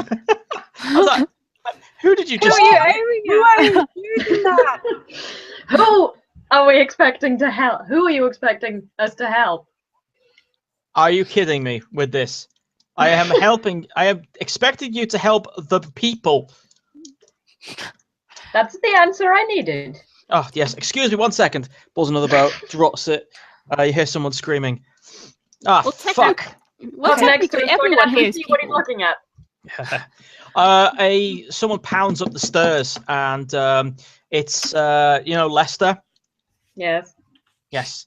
Lester storms up the stairs with a rather large-looking Tevinter sword, a very meat hook style affair, and turns it to face the archer with his leg damaged. He sees you for a second, scowls, and then turns to the archer and brings his sword up. Try not to look too disappointed that it's him doing this. You have the opportunity to intervene. It's going 3. And it's going I 2. want to intervene. Oh. Yeah, I'm gonna put on my sword and try to catch his. Oh wow. Okay. Roll for initiative. All of us? Or? No, just the one who wants to intervene. That'll be Anna's character. Allegra. How much is a focus worth? Is that 2 points? Yes, always until you're over level 10, at which point it becomes +3. Yes, and so that is 15. Oh Jesus, that was good. I got 40. I have focus in initiative. Cool. So as the nasty-looking broadsword comes down on the very vulnerable archer, Allegra sprints forward and drops to a kneeling position where she can brace for impact, and she blocks the blade. There is this awkward moment where Lester is looking down at the archer, wondering, why isn't he dead? And then follows the line of this intervening blade edge to Allegra, and then he's furious. This is Fucking with Lester's Day is my favorite thing to do. Can I just stand up from my kneeling and just lean in close to his ear and whisper at him and like, we need to be in their confidence. Give us this. If he looks at me, I just want to wink. Wink wonk. Oh my.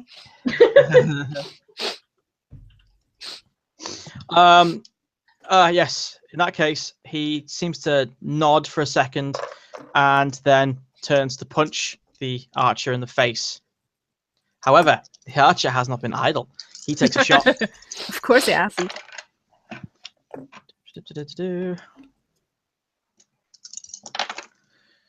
Yes. Okay. He shoots the bow. The arrow at point blank range is harder to actually shoot because it's designed for longer range. However, this archer is not a your run-of-the-mill archer. The arrow goes straight into Lester's side, sticking out and twanging like a ruler on the edge of a table. Lester grunts, drops back a sec.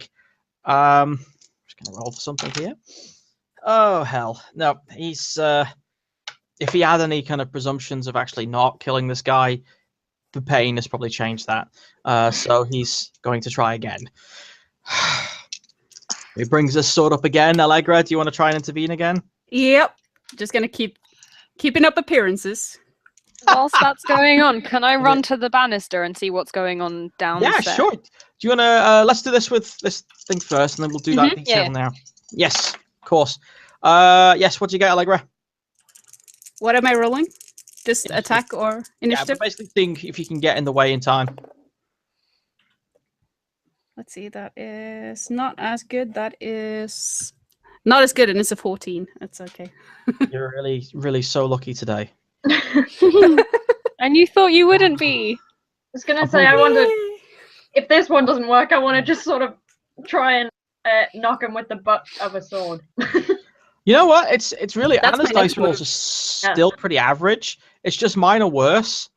Oh. So yeah. So as Lester brings his blade down again, it's obviously tired from being shot with an arrow. Allegra gets in the way. He snarls in your face, spitting at you as he speaks. Get out of the way, you traitor! And this is where we go to Tilda, as she sneaks a look over the balcony. You see the majority of the Tevinter forces have actually retreated into the inn for cover, it seems. They're making short work of the people there, but now they're stuck because they didn't anticipate two things. One, the dwarven Tanner is a mean son of a bitch with a hammer, and he's got one guy on the floor, which he's beating to death with the hammer, while the small elf, the old woman, is responsible for that static electric discharge, judging by the burning corpse that's on the table at the moment. She's currently drinking a hell of a lot of these blue potions. She seems to have gotten some sort of knife in her shoulder as well. But the scene is basically these Tevinters are kind of based around the stairs below you. And they're stuck. They can't go outside the front door. They can't seem to clear the building either. So they're actually trying to get to the windows and barricading them to try and secure the inn. And this is how it's playing out at the moment. This is the chaos that you're involved in. And now I would like you all to roll initiative, because this is where it gets fun. Okay. Thank you, Erin. Okay. 16. 16. That was for Maria. Yeah. Maria. 17 for me. Oh, Jesus. That's a Allegra, 15. right? Wait, who said 17? I wasn't Allegra. watching. Of course it was. Jesus Christ. And 15 for Lanara, who is actually quicker than she usually is. Usually Lanara doesn't get into the double digits unless it's casting Fade Magic or some shit. So that's pretty good. I was going to say, I assume Allegra's probably the same as me and has lots of bonuses towards initiative. Yep. Yes. Oh, crap. I've just dropped my dice. Oh, penalty! So you.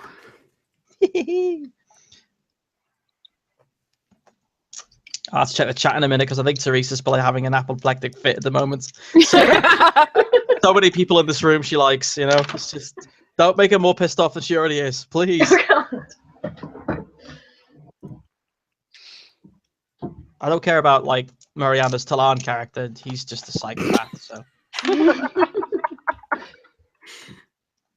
And that is for her. Gosh, so many things happening at the same time. And that's for him. Zimbalabim. Alrighty, folks. Let's do this. From the top, you have approximately 8 Tevinter guards down on the bottom. The other ones are either dead or bleeding out on the floor. You have around 3 farmer guards, if you will, armed villagers inside the building with the small, diminutive, old-looking elf and Hammer Time dwarf, who are forming this little ring with like knocked over tables and such, preventing these tivvies from getting into the back of where the beer is.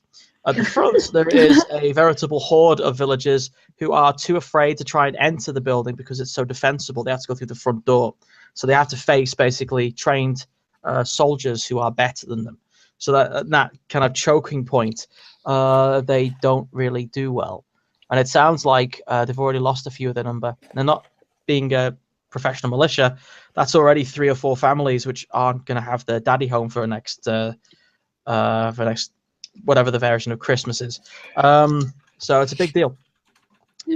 However, right up on the mezzanine with you is this hooded archer who's currently trying to defend himself haplessly with 1 broken leg against Lester, who seems to have, in the heat of the moment, completely lost himself. That's the situation. The first person to go is your favorite and mine, Allegra. Come on, Ali. Go for it. Let's see. If I try to bludgeoning him just to bring him unconscious or bring him down a little bit, it's... You can attack as normal, but when you get to the kill point, where it's like you knock them to 0 health, you could do something called pulling a blow. Okay. So don't worry about that. Okay. Cool. Then I'll just straight out attack. Now remember, check for doubles. This is true. Stunting is nice. Yes. And I actually do stunt for 4 points. If I believe you. if I do hit. That is 8, 9, 10, 11, 13. Yes, you get it. What can Exel's heavily armored, but he's not that dodgy. Yeah. What can I do for 4 stunt Except points? personality-wise. In that regard, he's very dodgy. Fit in the book. True. He's like there's some Any clues to international. which page stunt points are on? Say what? What page are stunt points on? Is it not on your character sheets? Have you not got those types? Oh, is it there? Yes, it is. Aha. There we go. That's amazing. Nice. I'll do a mighty blow and a pierce armor. Because of course I can. Because you can. Good call. Good call. No one ever thinks about this. They just think mighty blow, hit harder. No, but pierce armor is good as well when you have a mighty blow. I concur. Do you concur? I concur. That is 1 extra d6. I would want to try. Oh my goodness. That is just 2. I'm not sure if that's a 6 and a 5 on the damage. Is that the damage now? Holy Yes. Christ on a crush. His armor rolls. His armor rounds down as well. So if someone's like, "I got armor 7," no, you don't. And I have a +2, so that is what is that? That's 12 points of damage. Actually, I believe that's 13 because you had a 6 and a 5 there. Did you not? I saw a 6 and 5. Yes, it's 6 and a 5. I'm not crazy. You're not. We're just bad at that.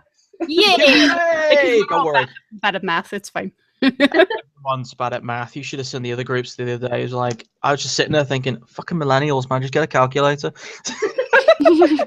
I could be old and grumpy at the same time. Oh my goodness! It's your thing.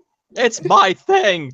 Right, so you did a whopping amount of, let's see, calculating this. Yeah, 10 damage to him.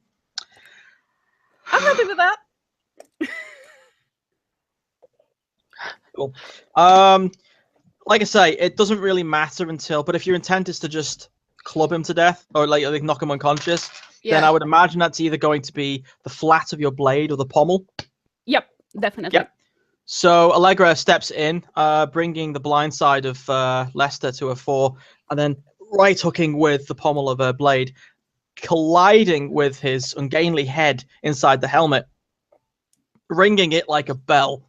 He stuns for a second, just righting himself against the side of the balcony, and he looks around his eyes seem to be kind of very wide in the pupil. It looks like he may have suffered just a concussion there, and he's dribbling from the mouth. He's like, ah!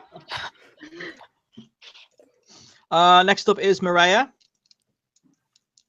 What's attack? Just roll the 3 dice. I don't add Roll 3 anything. dice. Add the relevant stat. So if it's a finesse weapon, it's dexterity. If it's a heavy weapon or whatever, like heavy blades, something, it's strength. If in doubt, just tell me what you're hitting him with. Short sword. Short sword. That's a dexterity. Yes. Yes. Ooh. Ooh, I got double 5. Oh, Double nice. What's the dragon die? That's a 5. Of course it is. God damn it, I hate you guys with your doubles and your dice. I got 16 in total. That's good. I think you hit. So does that give me you, 5 stun points? 5 stun points. It does indeed. Yes. Go shopping. Yep. If any of you guys at home think I should probably get like a dice roller to catalog this, so I don't feel like they're cheating, then just let me know. That'd be. We are stood at the top of the stairs, are we? You're on the balcony just above the stairs. Because if I could use the one which moves yourself or the target 2 yards in any direction, could I kick him down the stairs? You could do better. It's actually easier just to kick him over the banister, Western style. I mean, that would do a lot of damage, but I just want him out of the way. It's about. Let me think. But also, that sounds fun. Yeah, it is very Western. Yes. I was thinking Fine. the same first. I was like, hmm. Yes. I'm not allowed to give you my thoughts on the subject. I could just tell you what might happen. There's a slim chance he'll die from it because you don't control the damage delivered by, gravity. But Yeah. it would be hilarious. It would. That's why I want to go up the stairs. It's less likely to kill him. Oh, I disagree. God damn it. Falling down a stair in full armor is gonna hurt like a motherfucking bitch. Might keep him Just down. wait a minute and see what Teresa says on the chat. Oh, bless.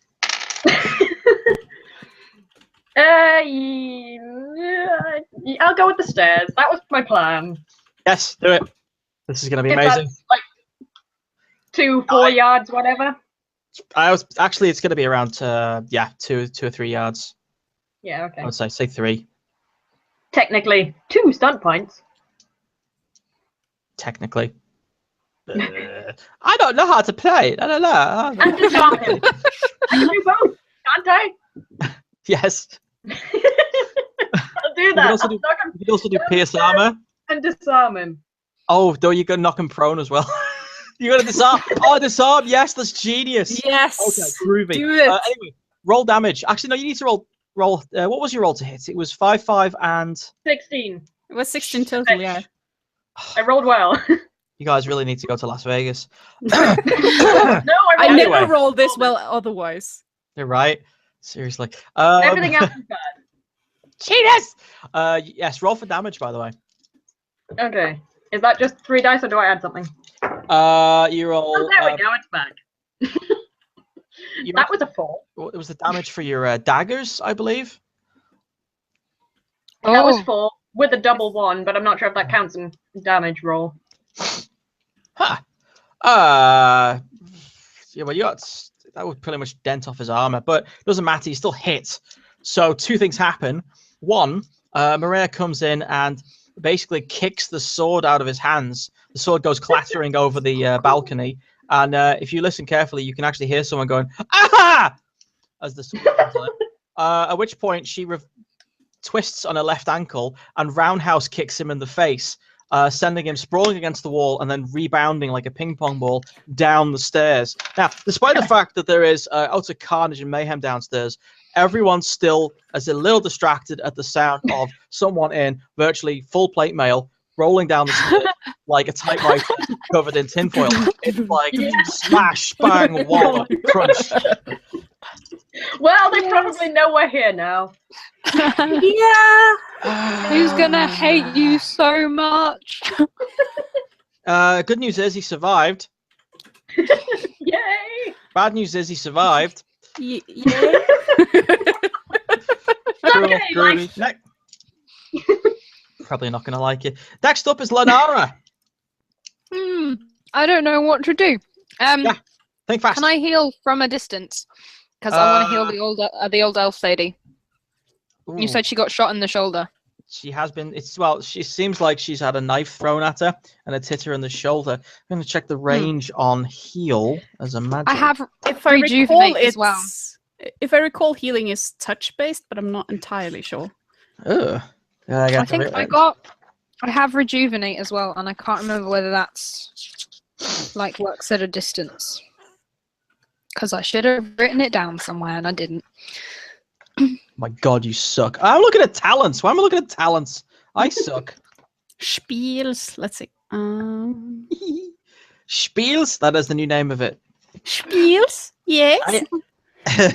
I am a schmage. I know spiels. Yes, there we go.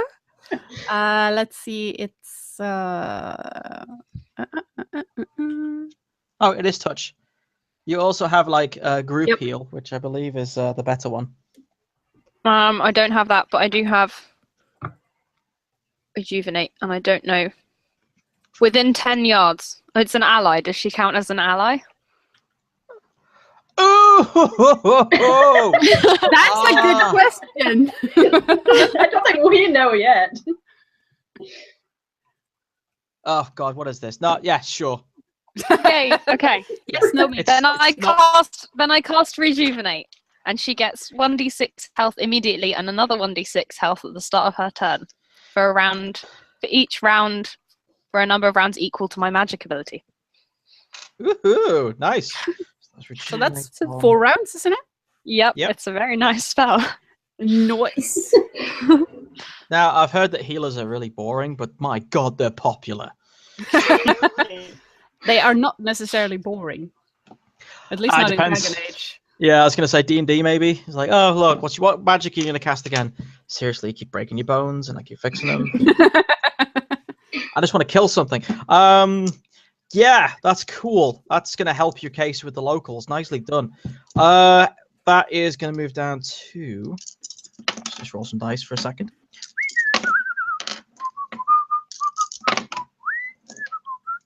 Ooh. Cool.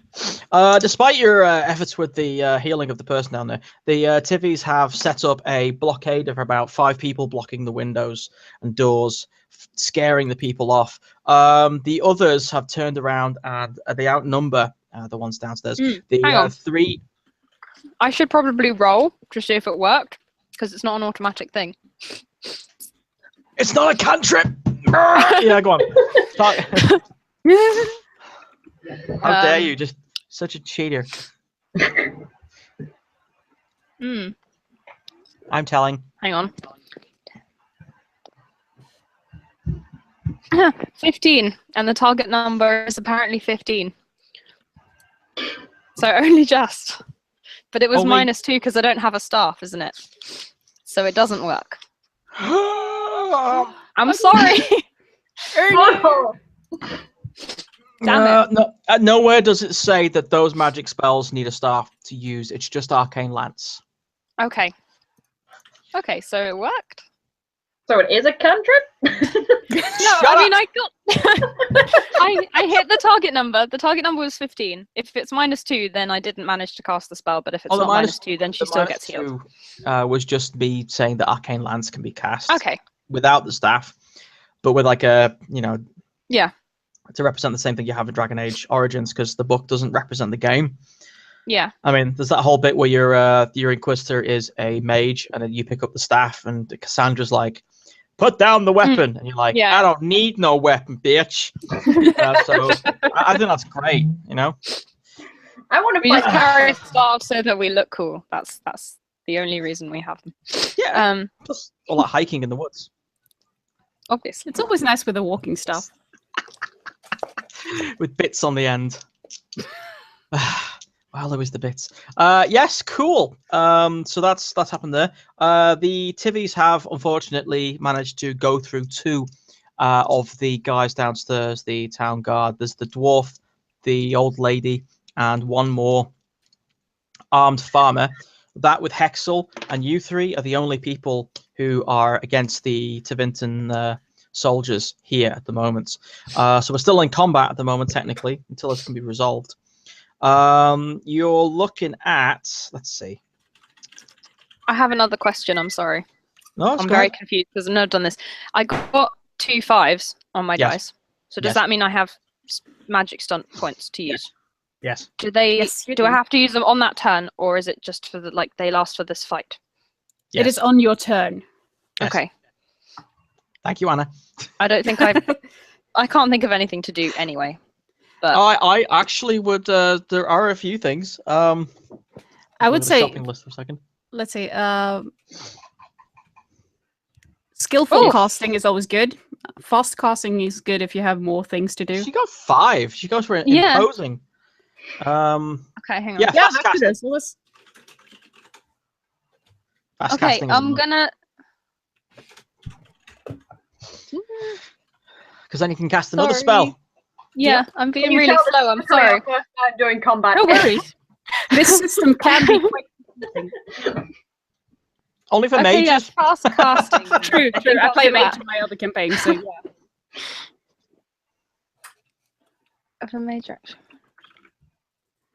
This is why my first Okay, only character yeah, did fast casting then. I'll do that. hit So I thing. can cast another spell? Yes. Okay, However, then can immediately cast another spell. The second spell must have a casting time of a major action or a minor action, so basically anything. Yeah. If you roll doubles in this casting roll, you don't get I more. don't get stunt more points. stun points, Yada, which yada, is yada. fine. Yes. Then I'm going to cast Arcane Lance at one of the Tevinter soldiers. Cool. Go for it.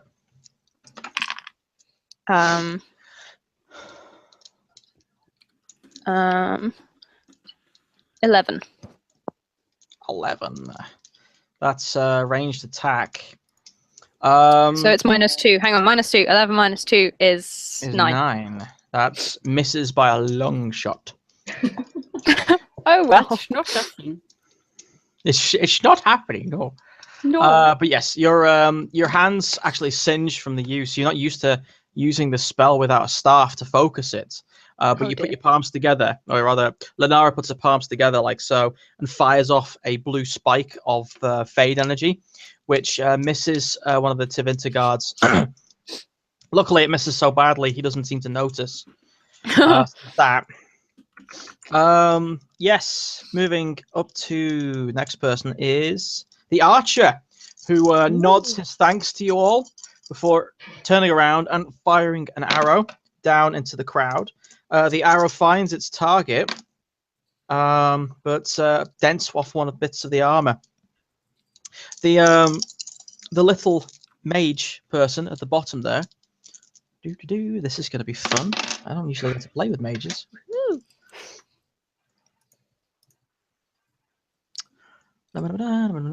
Ooh, shit, son. That's pretty good. Yeah. Oh, nice. That's groovy. The old elven mage that's sitting there has no staff in her hands. However, she guzzles down crap tons of lyrium and then claps her hands together and then just spreads them like a yoga move. there is this ear-popping static buildup, and then blue lightning cascades from her hands, striking only Tevinter soldiers. The one next to her dances for a second in his metal armor before his head kind of starts melting out of the bottom of his helmet, and then cooks and then drops to the floor. The other two get dance as well, as their bodies are filled with electricity, but they're not killed outright. They're just very badly burned from the electricity burns. And then we have the dwarf. The dwarf is trying to peel himself away from the body he's been beating to death for the last 2 or 3 minutes. But he seems injured. He seems quite dazed. So he backs up towards his allies. And then we're back to the top. That's going to be Allegra. So we have a guy who's fallen down the stairs. Like a trash. That's pretty good. Down the stairs. Oh, he's gonna love me. He already does. It's Oh. fine. It's just tough love. It's nothing. If he will keep starting these fights. So we basically need to flush out the vents, yeah? Just to clarify, we've got the villagers on the bar side at the back and the vents at the front, and then Yep. more people on the other side outside. Yep. Pretty much. Right. Okay. So the vents are pinned between the ones outside of the inn and the ones behind the bar, so they can't get Okay, out. Yeah. Can I They just can't go through the rush back door. down the stairs and just go for the nearest vent then? Yes, you can. Which is actually the guy who you just kicked down the stairs. So, Well, he can't. hey, hashtag no witnesses. I don't think I wasn't considering it.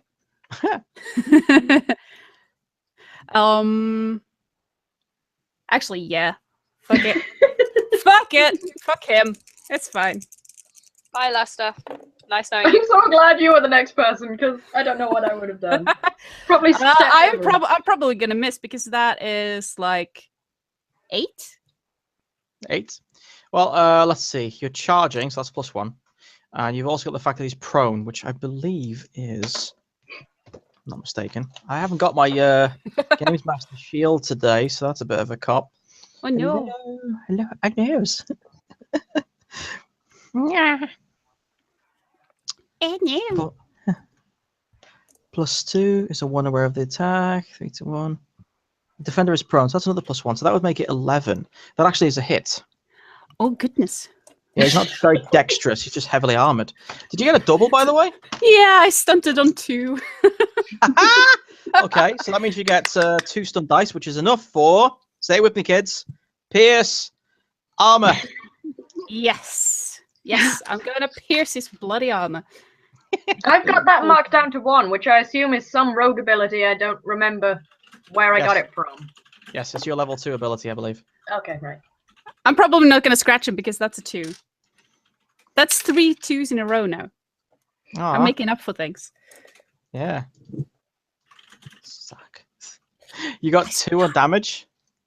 Yep. Is that your dice roll or your total? No, that was the dice roll, so it's a total of 4. Right, right. So that's going to be 1 damage. Woo! I did something nice. Yes, as Jesus Christ! As you come roaring down the stairs, you bring your knife down, and it goes clink. But Lester still goes aha! Just beginning to feel sorry. Okay. Yeah. Gotta make it look realistic. Yes, that is going to be Mariah. Yeah, I want to run down the stairs after her and just jump over Lester and go for the next vent. All right. Stepping that's on him gonna if possible, be- because Yeah. First of all, a dexterity test, please. Focus on acrobatics. I got a double 6 Ooh, nice. on my dragon die. What is that? 18. Cool. That just means you pass really well. No problem. You don't face plant or anything like You that. cartwheel over his prone body. Just jump over onto the next guy. Just gracefully swoop over. Anyways, you don't even touch the ground, you float. Landing amidst two Tevinters who are facing away from you towards the door. You have a choice. You can either go after the person who is currently trying to, the group that's trying to finish off the witch and the dwarf and the guardsman there, or you can go after the two guys who are barring the door with their shields. Wait, there's a group of two or a group of... Yeah, Three. because there are like two other guys who are guarding the windows further along, but they're like Right. of no consequence right now. They're not close enough. I'll go for the ones around the dwarf and the woman. All with their back to me, presumably. Figured you would. Roll a stealth check to try and do a backstab. See if they know. Is that also? Yes, that's good. Let's do. Oh, That's God. dexterity with a bonus on stealth. 11.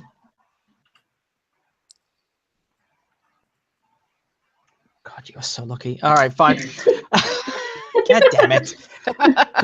Because of the din, you get a bonus to your roll, because they literally can't hear you walking up behind you. But behind them. So you now get Floating, to remember? attack with +2 to your attack, and you get an extra d6 on your attack as well Okay. for damage. So that's dexterity roll again. Yes, because you're attacking now. Yes. Oh, there were no doubles there. Boo! 12. Oh, plus 12? 1d6. 12 No, plus that's on the 1d6. damage. Oh, on damage. Okay. Yes. So 12 gets a hit. Roll for your damage now. Oh my God! Come on.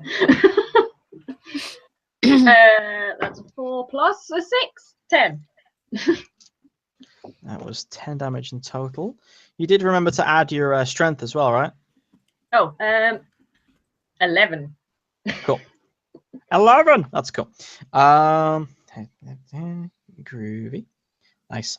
Your attack goes into the guy's back. You can hear him struggling to breathe for a second. He notices you all of a sudden, but he recognizes you as being part of the bloody stag. So he looks absolutely aghast for a second there, utterly stunned and like almost like betrayal. Et tu, Brute. That's going to be Lanara next. Sorry. I'm gonna cast Arcane Lance again. Hopefully hit something this time. At not the guy that Maria just stabbed. The one next to him. Mm. Oh, and I'm gonna move like halfway down the stairs and not be on the balcony bit so Cool. much anymore. So right in front of you, you have Allegra, who is currently mounting, what's his name, Lester, with a knife, trying to find a way through convincingly. Whereas over that, you have Berea, who's currently stabbing the crap out of the back of one of these Tivi soldiers, and you're going to target The guy next to the one that Maria just stabbed. Right. Go for it. What are you going to hit him with? Arcane Lance? Yeah. Yeah. Aim Theoretically. and fire. Oh no, I'm not. I rolled 8 total. So 7. I'm assuming I miss again totally. That misses completely, yes. Yep. Oh, wow. Complicated. I Practically shouldn't useless. have left my stuff behind. This was a mistake. There's a flaw in your plan. Hmm. Oh, bless. What else is there now? Cool. We have. I did roll doubles though. I rolled 2 1. Well, damn. I keep rolling decently on the attack and then terribly on the damage. There's another burn off of electricity, and another one of the TV guards by the window this time goes down, clutching his throat, trying to breathe as his lungs are vaporized in his core. These electric bolts seem to ignore armor completely, but they're not Does very she strong. get healed some more? Yes, she does. Yay! I'm She's, still doing looking- something. effect? Even more gripped by mania. Ooh. 4 turns. Ooh. The Tanner. Oops. Yay! me! I dropped my die. I failed again. life.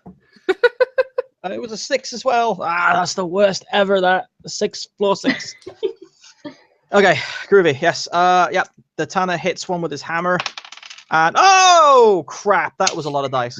The dwarf manages to actually hop up for a second with 2 hands on his peen hammer and bring it down so hard on the Tevinter soldier in front of him that his helmet cracks and a gush of blood just erupts underneath the helmet. The guy just drops limp and then falls over. And the dwarf's like, ha, ha, ha, sonic blinders! Yeah! You see an arrow fly by you, by the way, but it sticks against the door frame, and you hear someone going, fuck. And then Lester spins around and tries to get you off him. Ooh. What's your defense, by the way, Allegra? It is 12. 12.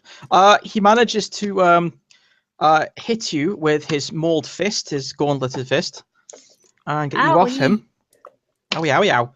And causes 5 damage, but that isn't penetrating, so you can deduct armor from that if you have any. So that is 1 damage. 1 damage? Yes. Oh, mon dieu. Mon Dieu.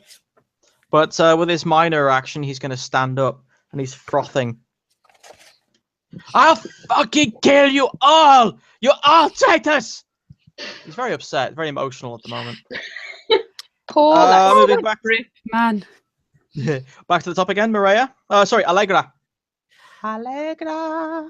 Tis me. I shall. Ooh, chocolate. Num num. I'm so jealous. Nah. Yeah. Should have brought more snacks. One of my sisters kindly delivered pizza a minute ago, and I'm very happy. That sounds amazing, man. Can I? No, I can't. I'll just hit him again. Fuck off.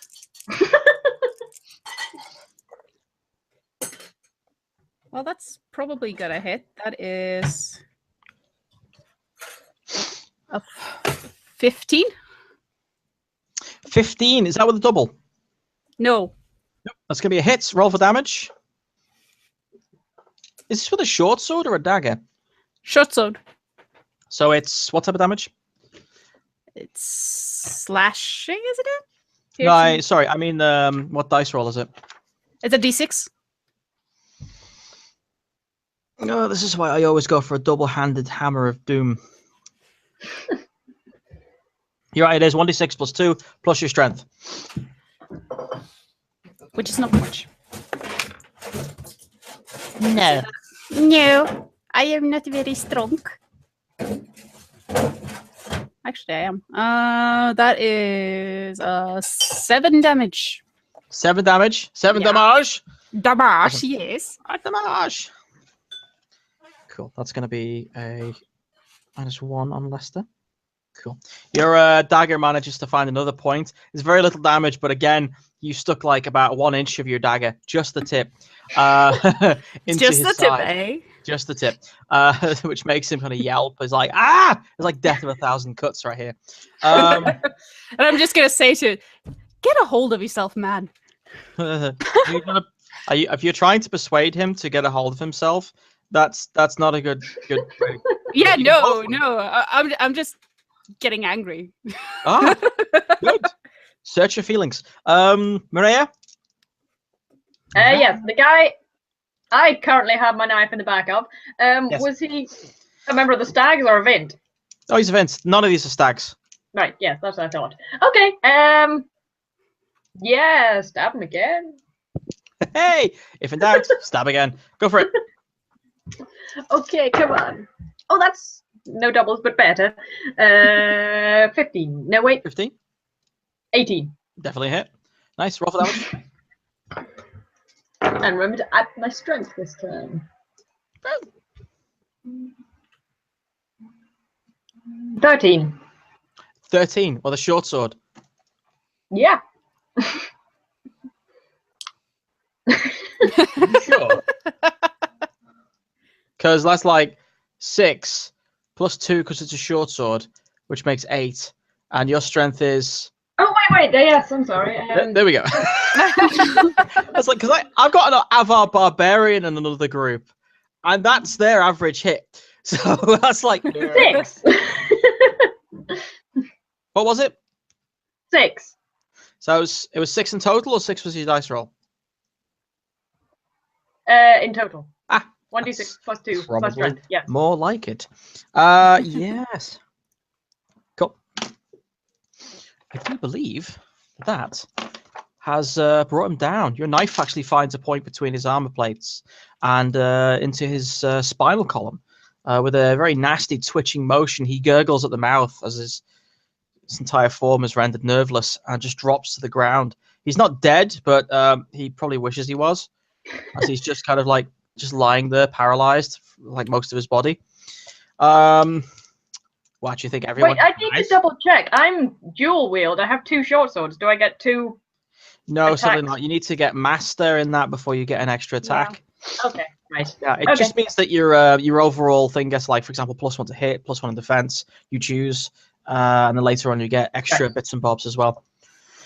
Right. There's also, by the way, dual wield mode, or it needs activating as a minor action, so you got to call that, as well as a lot of other areas which you can, or talents which you can activate with the minor actions. You got to call those out.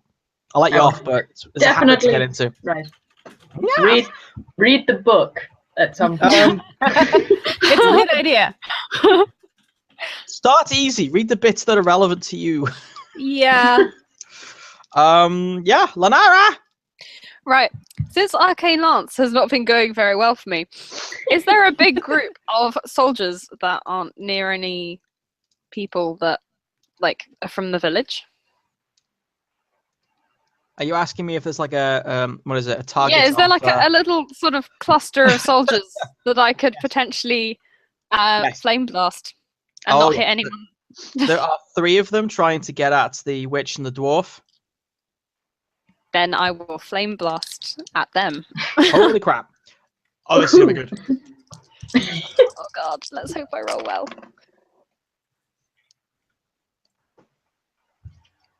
Uh, 14. The target number? The target number is 12. Do you manage it then? Nice. What's the flame? Is it's not penetrating damage if I recall correctly. It's just a lot of dice. What's the dice roll damage? I have it written down somewhere, but not on my sheet in front of me, apparently. Hang on, I should have done that. Well, yeah, that helps. There's a grimoire. Oh yeah, the dice number is 2d6 plus 1. Yeah, anyone hit by the blast takes 2d6 plus 1 damage. That's very specific. Not including your magic as a bonus. I could probably find out myself. Actually, I'm bloody lazy. I don't think so. I don't think it does, because that would be hilariously overpowered. Targets that make a successful dexterity test versus my spell power only take 1d6 plus 1 damage.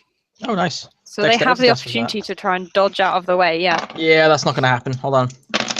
Nope. Nope. Nope. They're like, what's going on? Oh, it suddenly got hot in here. That's 2d6 plus 1. Yeah. Yeah. Okay. 4 for 8. Is that plus my magic as well? I'm trying to find out. No. That seems a lot. There we go. It's flame blast, isn't it? Yeah, it's not plus magic. It's just a straight. No, it is 2d6 plus 1. 7 then. 7. Check your talents, by the way. If you have a talent in Primal, sometimes they boost your spell power. Oh, like the no, damage I don't. Nope. So that's 7 damage. So that's going to set one of them on fire, like, you know, dead fire. As he starts running around, arms wailing, before he drops to the ground. The other 2 have just been injured. Maybe.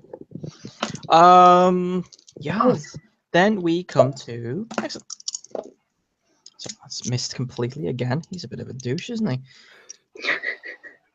By the way, the Tevinter soldier that you just killed, his mate, the guy to the side, turns around and has a go at Maria. Oh, Can I snap! do anything? I'm guessing Really? that's a stunt. Oh, goody. Oh, that was kind of crappy as well. 6, 7, 4. Yeah, you take 20 points of damage, and it's piercing. Okay. So your armor's halved, rounding down. You take 20 points of damage, please. My armor's half rounded down. What does that Yes. mean? My armor Your arm- rating? Yeah, Your your armor armor rating, rating. yes. Right. So that means I take one off. Well, take off what half my armor rating is off the amount of damage. Yes. Usually you would deduct like your armor rating to represent the armor stopping the damage.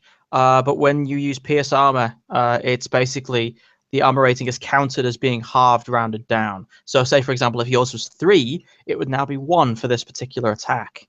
Yeah. Mm. So take off 19. Yep. Pretty much, yes. Yay. I get that. How much does that leave you with?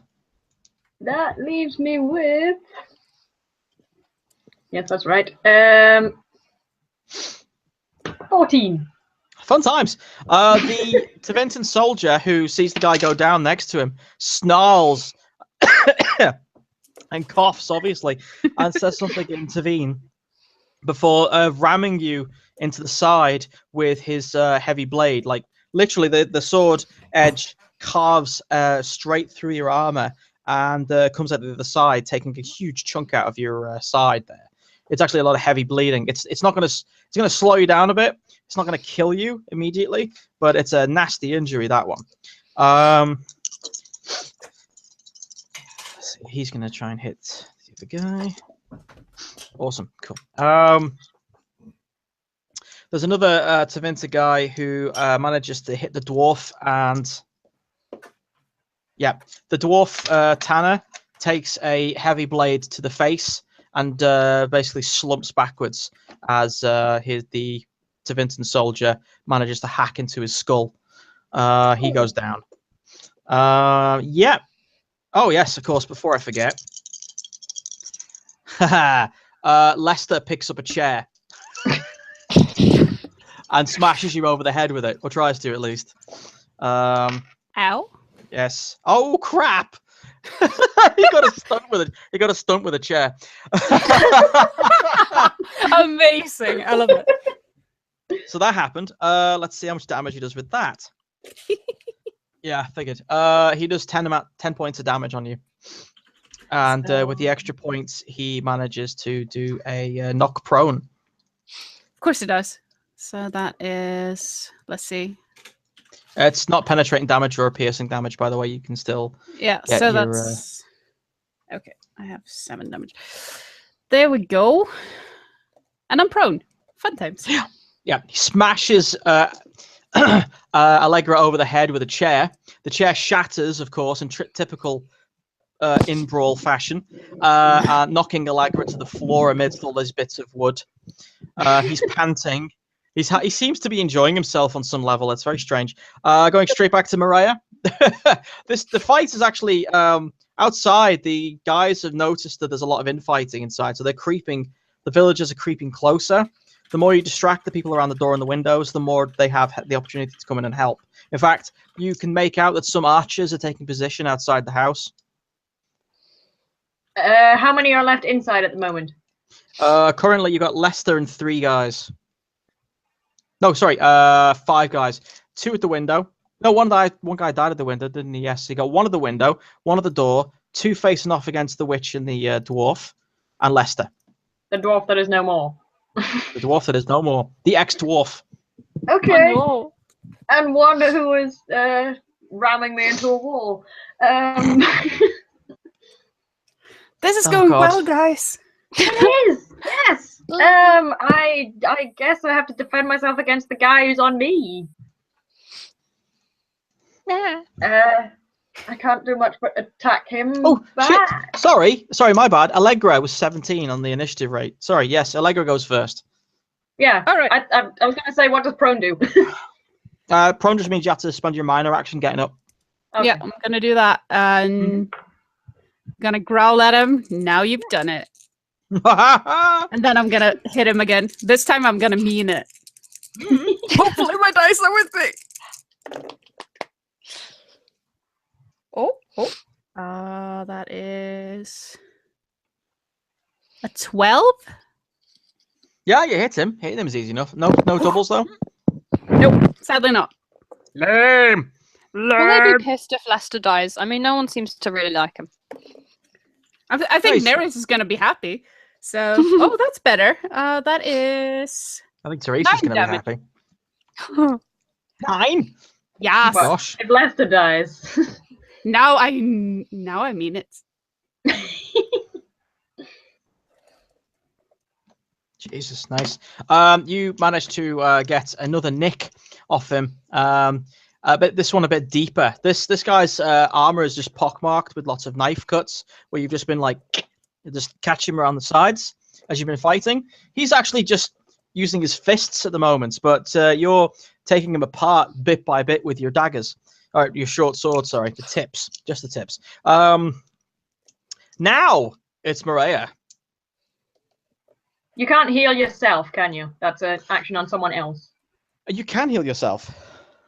Oh, can you? I can quickly Yep. first aid myself. Yep. Yep. can. That would probably.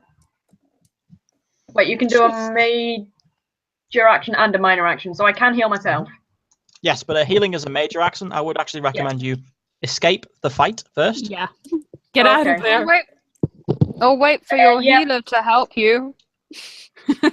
Gonna say you're Run the next. away into your healer is a good idea. Yeah, up the stairs, around Leicester. The problem is, where you're standing now, there is enemies to your back, to your front, and to your side. So unless you're prepared to do something really athletic, you kind of have nowhere to go. Wait, how did people get behind me? Lester. You kind of jumped over Lester when he was prone. I thought Now I he's had a bar standing. behind me, and then those two, and then people in front. Nope. Okay, I was not in the position I thought I was. Nope. You ended No. up in the middle of the fray. Not a I good did. You are actually at the bottom of the stairs, right in front of the door. That's the the guys you were attacking were literally the guys at the front door. Oh, there were. So you were Okay. doing some, yeah.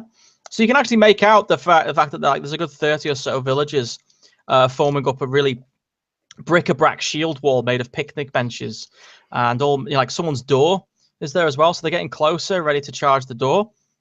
Right. So you're doing some good, actually. You're allowing those inexperienced warriors to kind of get involved. Is there a way I could squeeze through the door? You could try and take an athletics check. No, not athletics. Acrobatics check to try and with dexterity to try and dodge past the guy getting passed through the front door, because it's now just one guy guarding it. So if you're nimble enough, you could probably just dive rolling out of it Right. and into the outside. So that would be a opposing test against his. That would be his dexterity, I think. Yeah. So with roll him being- well. I'm gonna try that. Go for it. Is that technically a move action? Yes. Okay. Oh, that's It's a not minor. It's not a terrible. major. Yeah. What'd you get? 14. 14. Oh god. Okay. Oh. That's always a good sign from the GM. As you move to jump through the gate, you actually make it past, but you feel the cold, rushing touch of a blade carve into your side as you dive past, and when you roll, you actually you just lose all the energy in your body and come flapping onto your back, coming to a skidding halt. You're looking up at the sky, and everything seems to be turning rather grey, and you feel very wet and warm. Did he just take me down to 0? You've actually just lost 17 health. Oh shit! Can it go into minus? No, it just hits 0, and then you will die after so many turns of 2 plus your Constitution, unless someone manages to do a heal on you. Well, you I know actually do this. Maria tries to dodge past him to try and get outside, and this guy seems to like predict what's going to happen and just puts his blade in the way. So she literally just jumps into the sword edge and it carves into her side. So it opens her up. You're meant to be an NPC. Just setting her just splashed out on the floor. There's a number of villagers running forward to try and like cover her from further attack, but she does not look in a good way.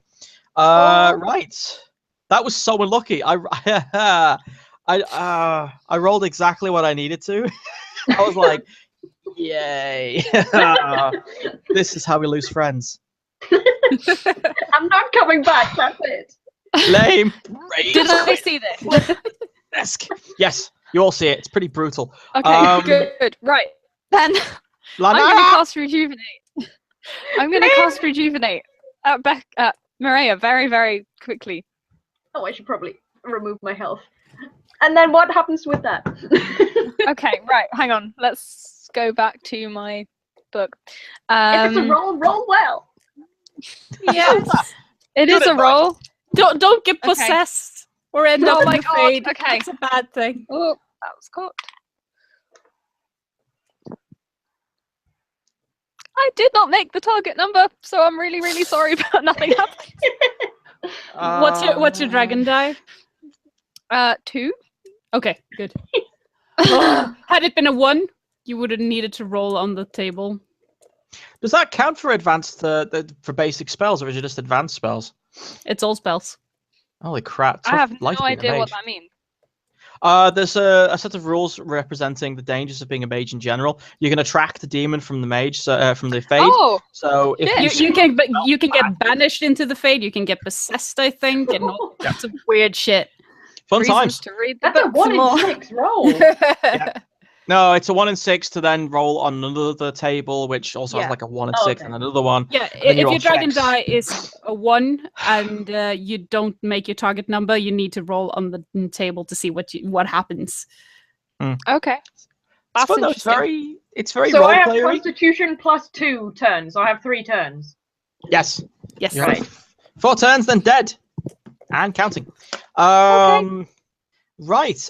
Next up was going to be Mr. Arrow Dude. Arrow Dude fires his bow. Still missing. Avenge me! Do your fucking thing, man. Probably quite kind of injured, I would imagine. Tibbies. Yes. Play a little leg for me. The guy who cut open Maria then goes after Allegra. Yep. This guy sucks. This guy really sucks. Yeah, he gets 11. What's your defense, Allegra? 12. Nice. You skillfully. He's actually coming at you from behind Lester, so you pretty much just put Lester between you two, so he just can't get at you easily enough. The other two, one thrown against the witch. Oh shit. Yeah, he hits her with his blade, but only manages to cause a light injury. And the remaining one by the window actually gets shot by an arrow from outside. He's injured, but he's not going down just yet. Cool. Nice. And then we have Lester, who goes on an all-out attack. Of course he does. Of course he does. He gets 13. Yeah, that hits. And does 1 damage. Basically nothing. Yeah. Okay. Yeah, he tries to gut punch you, but your armor just like, no. Denied. Denied. And that goes right back to Allegra, who is currently on the floor out. O-U-T spells out. Maria! No, I'm not out. No, I'm out. Maria's out. Oh, that's right. Sorry, Allegra. You guys are like so alike. Yeah, I know. Can I maneuver so that I am between the Vince and Maria? That's the door. That is going to be difficult. Yeah, you can do it. It's going to be a test though, because to do that you need to go over the staircase and around. Actually, you don't need to be over the staircase, but you need to maneuver around two people who are trying to kill you. Yeah. Basically, so that's going to be tough. That's going to be an acrobatics dex test, opposing against both of them. Yeah, sure. I'm gonna try it because I want to be in between. That is them. your minor action as well. You can attack after it if you want. Yeah, cool. Yeah, I'm gonna try to do that. Yeah, Huth. Oh, okay. That is 9, 12. That's a 15. Oh, you lucky Lester got 14. So Brilliant, as you dance around them, Lester goes for 2 jabs, which you skillfully duck. The guy behind you, the guy next to him, the one who gutted Maria, is trying desperately to bring his actual weapon into the fight, but Lester seems completely oblivious to him and is taking up all the space. So you manage to get very easily around him. So you're now back facing the front door of the inn, and Maria, and in front of you is the reject from Beauty and the Beast, and the guy next to him. I'm just gonna shout out, Lenara, do your thing, and attack Lester again. Nice, go for it. Fisticuffs at dawn. Oh, hello. That is Hello. stunt. Oh no. And that is a 16 to hit. Oh no. Yes, that is a 5 stunt. Oh no, man, no. Oh. Yeah. I'm glad someone's doing well. Okay, what would you I like have to one do turn. with your stunt? Pierce armor, of course. Right. I was I'm reading up on dual strike because that can hit the secondary target, but I just need to. You want to take less attack?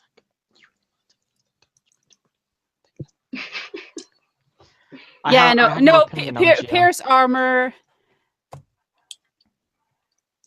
mighty blow, and let's see. And skirmish for 1.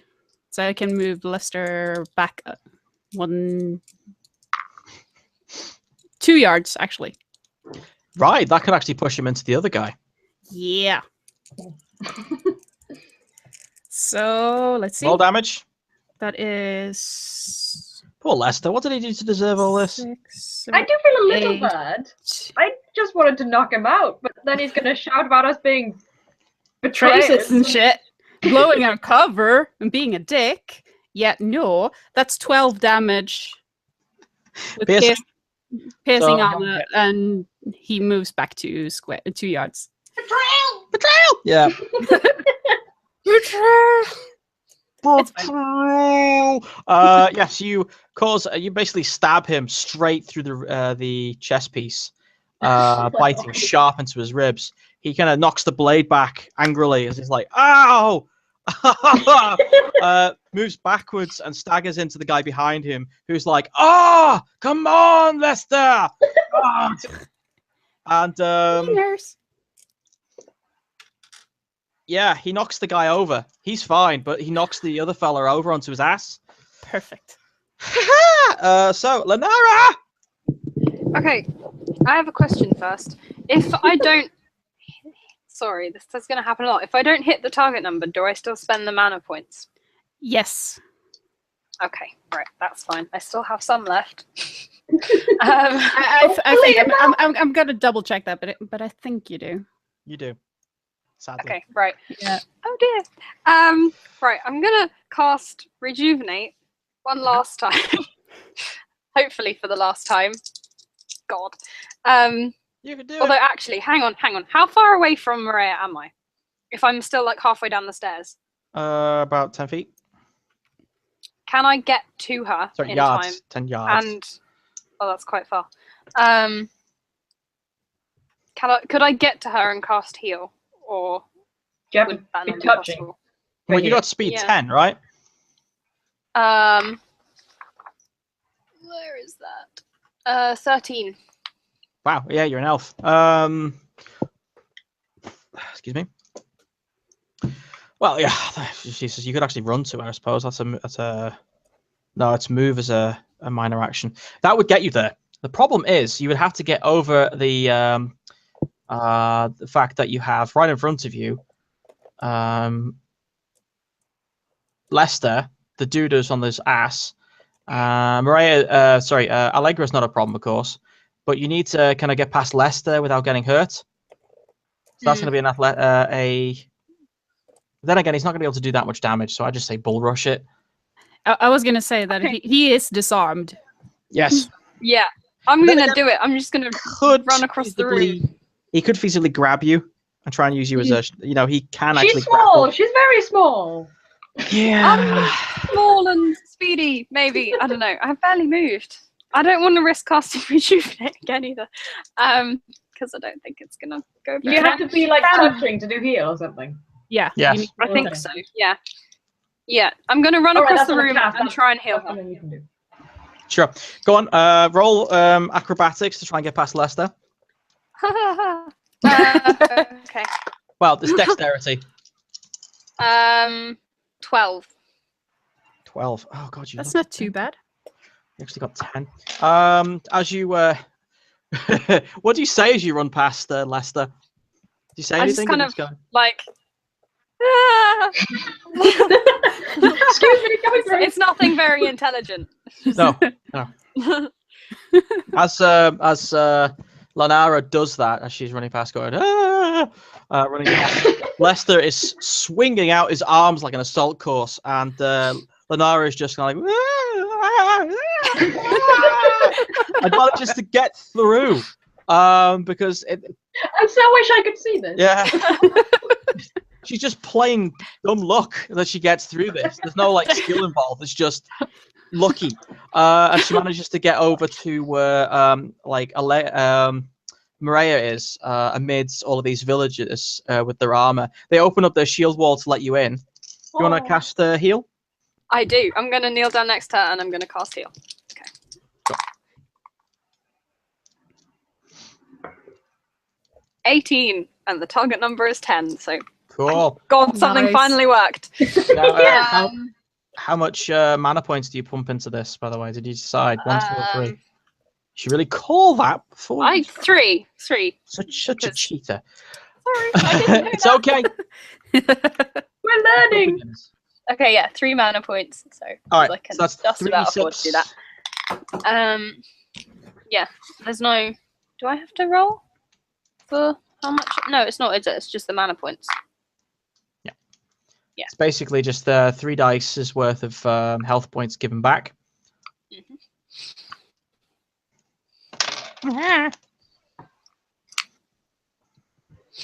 Do I roll that or?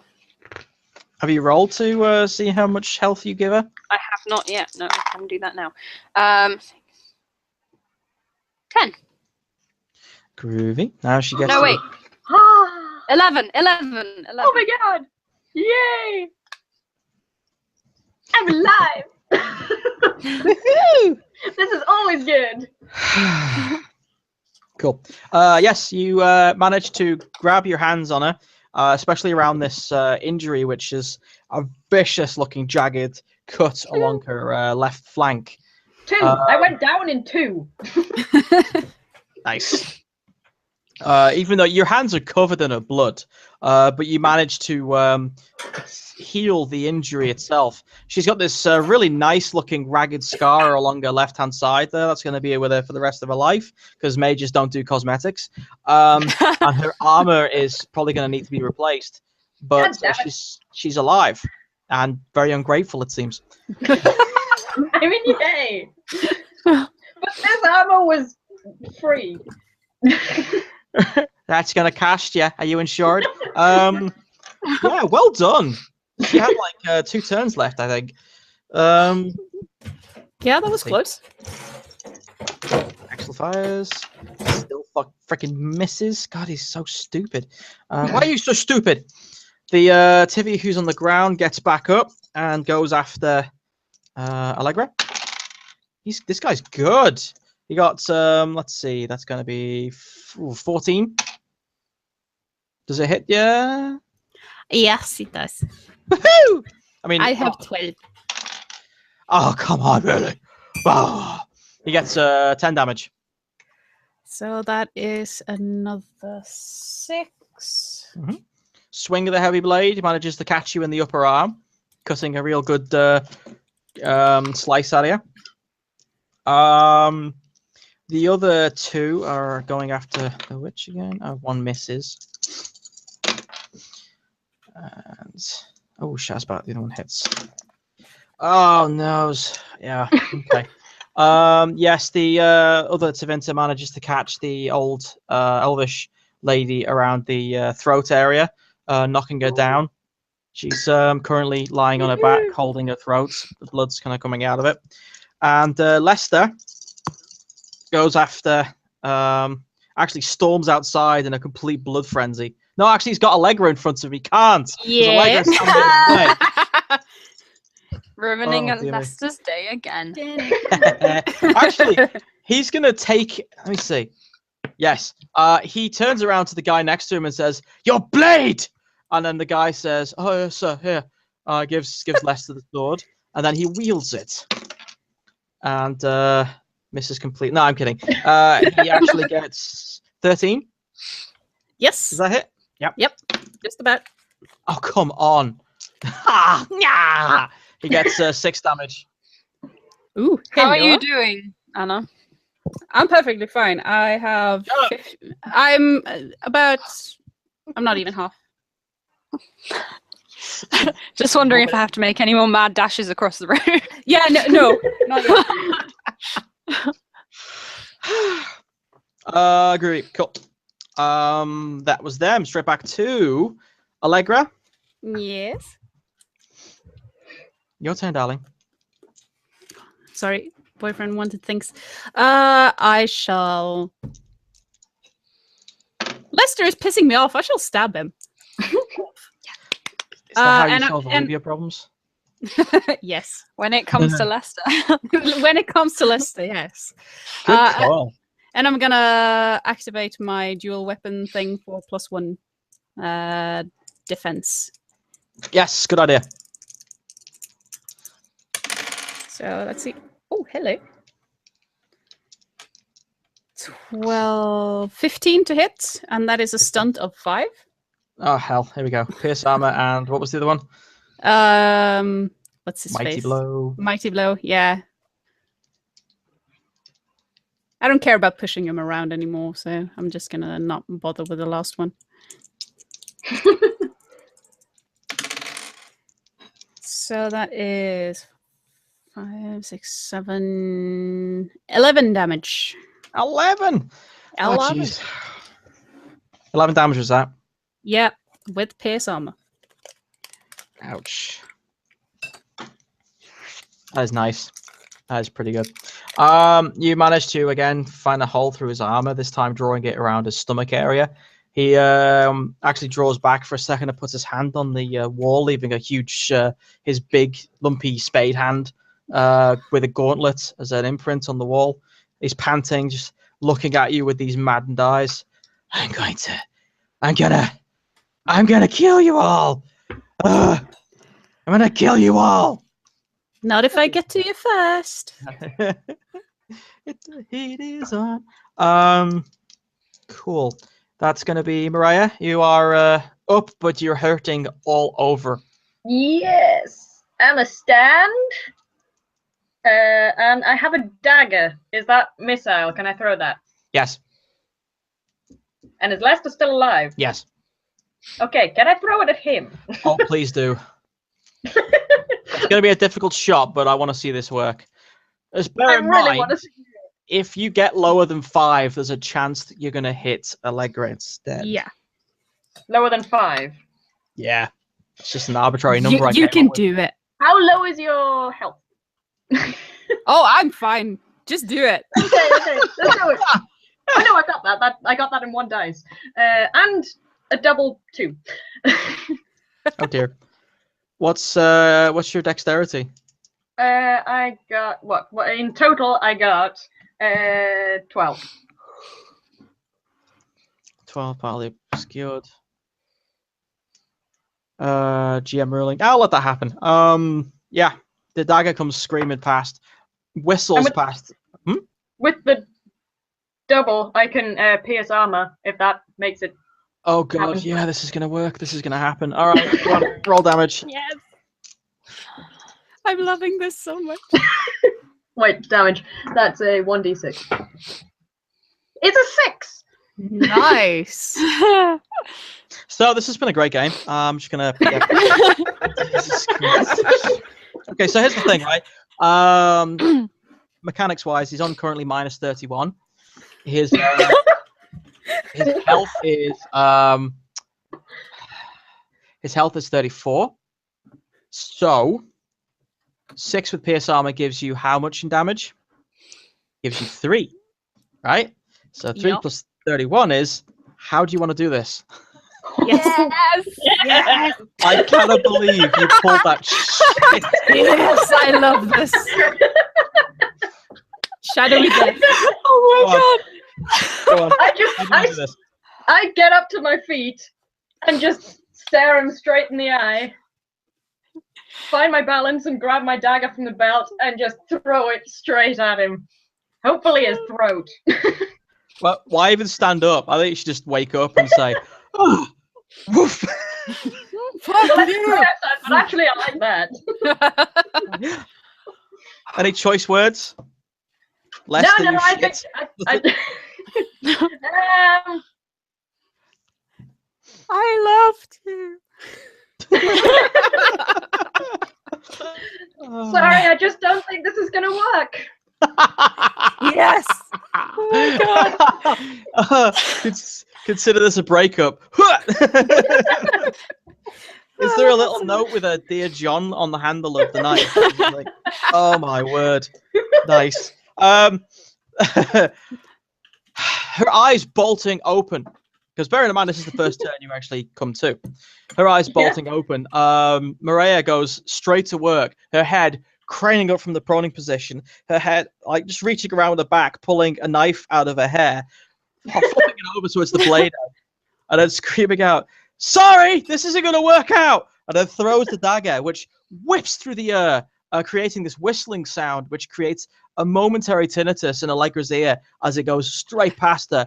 And the knife plunges straight into the left eye of Lester, who is about to say something very nasty about women in general. Silent forever as the knife blade goes straight through the eye socket, past the bone and into his brain. It's all you see is this, like the back end of this knife blade just sticking out of his head. His hands just kind of decide that they're going to just drop for a second before the rest of his body succumbs to gravity. And he falls over with this huge, like, crunch, smash, bang, wallop with all of the metal armor. Oh yes. That was so good. I love it so much. The remaining Tevinter soldiers, all 3 of them, realize what's just happened, and they just drop their weapons and then put their hands up on their heads. We surrender! We surrender! We're just following orders! Smart choice. Anymore. Yeah, that's right. Hashtag. Wow, okay, that happened. We just put a GM note. Lester died by awesome.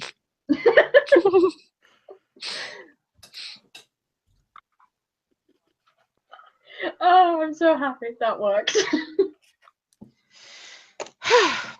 Yes, there is, however, an elvish old lady still on the floor. Yeah, gasping. how's she doing? Is she? Because I'm right next to her, aren't I?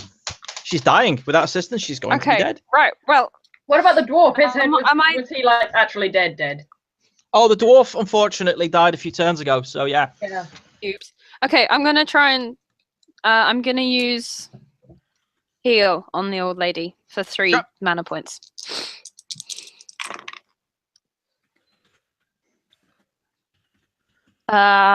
15. So yes. And How many mana points? 3 mana points. Yeah, 3, and that's 12 for each mana point. Or 12. I don't remember how that works, but 12 is what I rolled for the on the dice. Nice. Yeah, your healing spell works. Hold on. Da, da, da, da, da, da, da, da. Aha! Ah.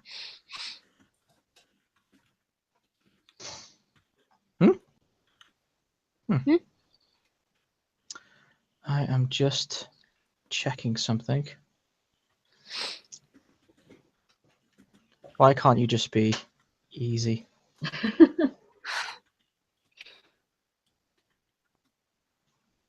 Whatever. Yes, the old woman, her eyes open slowly, and she sees Lanara above her. She puts like a very frail hand up on her shoulder. Oh, your timing is impeccable. She gathers herself up, dusts herself up in the I'm gonna courtyard. help her stand up. Yes. If she needs help, Yeah. I don't know. Is she I'm also just really? slowly standing up. Mithala Naste, my friend. You've just given me at least another few years. Master Annas, I can go back to complaining about everything. It's excellent. She picks up her staff. It's a old wooden thing with some leaves on it and this strange carving of a bird that looks very Dalish. She looks at you at Lanara thoughtfully for a second. She comes real close, right to your face. You'll be needing this, and then gives you her staff. Thank This you. staff, just to give a quick quip about it, this staff gives you a +2 to any healing related spells. Yee, nice. I never found out about those swords.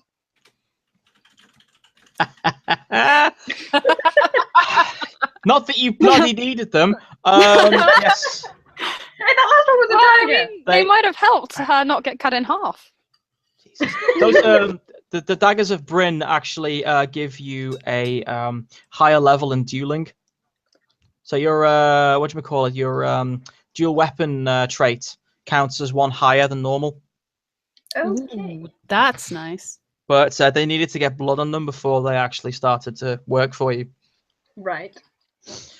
So it's weird now you've actually got your. It's funny enough, most of it's your blood, but now that the daggers have got blood all over the stag's heads on the back end, they feel lighter, quicker, but not like feather light, but rather they feel like an extension of your hand. Nice. Allegra's like, what do I get? I'm just walking around picking up the Vince weapons and kicking them out of the tavern. Nice. Is there anyone other than the old woman who can be saved, or are they all dead? That needs help? They're all dead. There's Right. one guard left who was by the old woman. He's survived. He kind of pretty much just had collapsed of exhaustion and was largely ignored. What happened to the landlord? Was he still behind the bar? He's Was asleep. that presumably just drinking? I was going to behind the bar while say, this is all he going passed on? out behind the bar? Yeah, he's going to be really pissed off when he sees the amount of damage he has to clean up tomorrow. You know, if everyone survives. That's the staff of Elisa. That's Oh. Is that the fancy name that it has? yeah, Because I was about to ask what to call it. it's Eliza's staff, essentially. You don't know much else about it, but that's her name. But some more information about it and its use in the world may come later. Okay. Cryptic. All the best cryptical. Ding up the plot. Time to look into our weapons. Has that got Yes. is that the same damage and everything as a quarterstaff?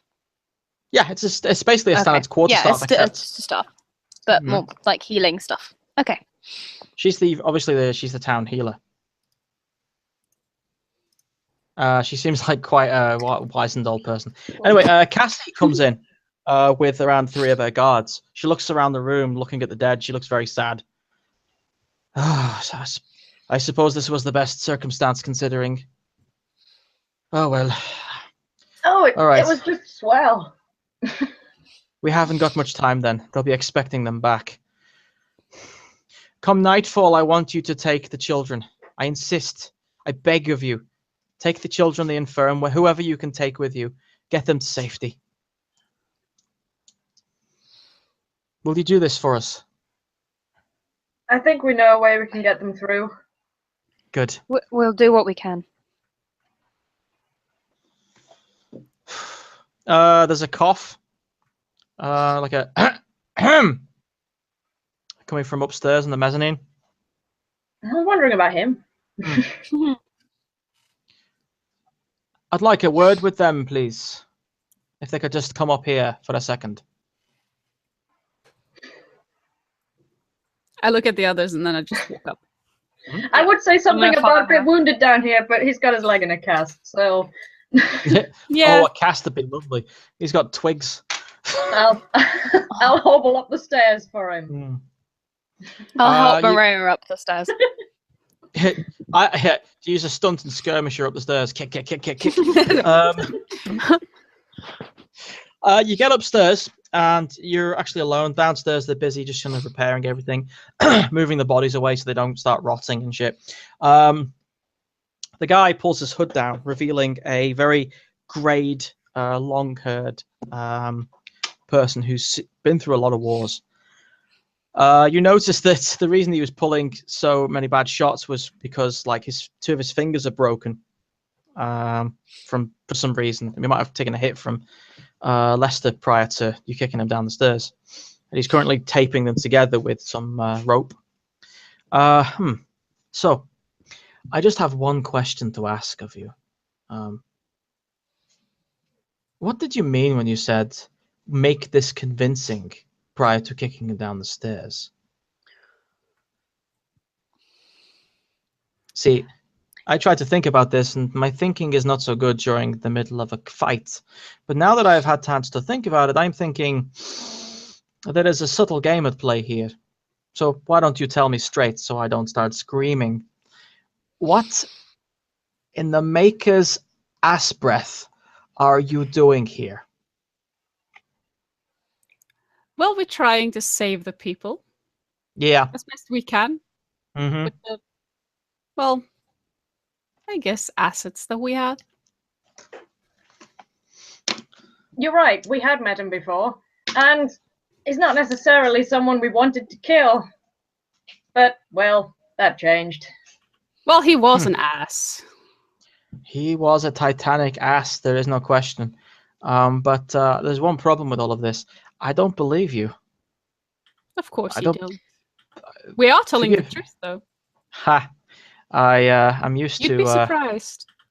I'd be surprised how many people lie and skirt around the truth. You still haven't told me why you're here. To save the people? You were not summoned. You're not here by chance or fate, or you were not bought. You were just coming through, and yet you hang around. And then you started whispering things to the people that you said you didn't know. You don't Come now. believe in Hmm? happy coincidence. I believe in the Herald of Andraste. Other than that, I feel like my faith has already been tested too much. How badly do you want those in this town that cannot fight to escape? I Because would we die for can them. provide an opportunity for them to escape, but that comes at a price, and that price is no more questions.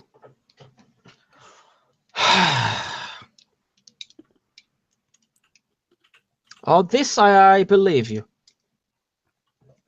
I have worked with the Inquisition for only little time. Prior to this, I was working for the Seekers. I am very good at sniffing truth, and I sniff you out very quickly. Very well.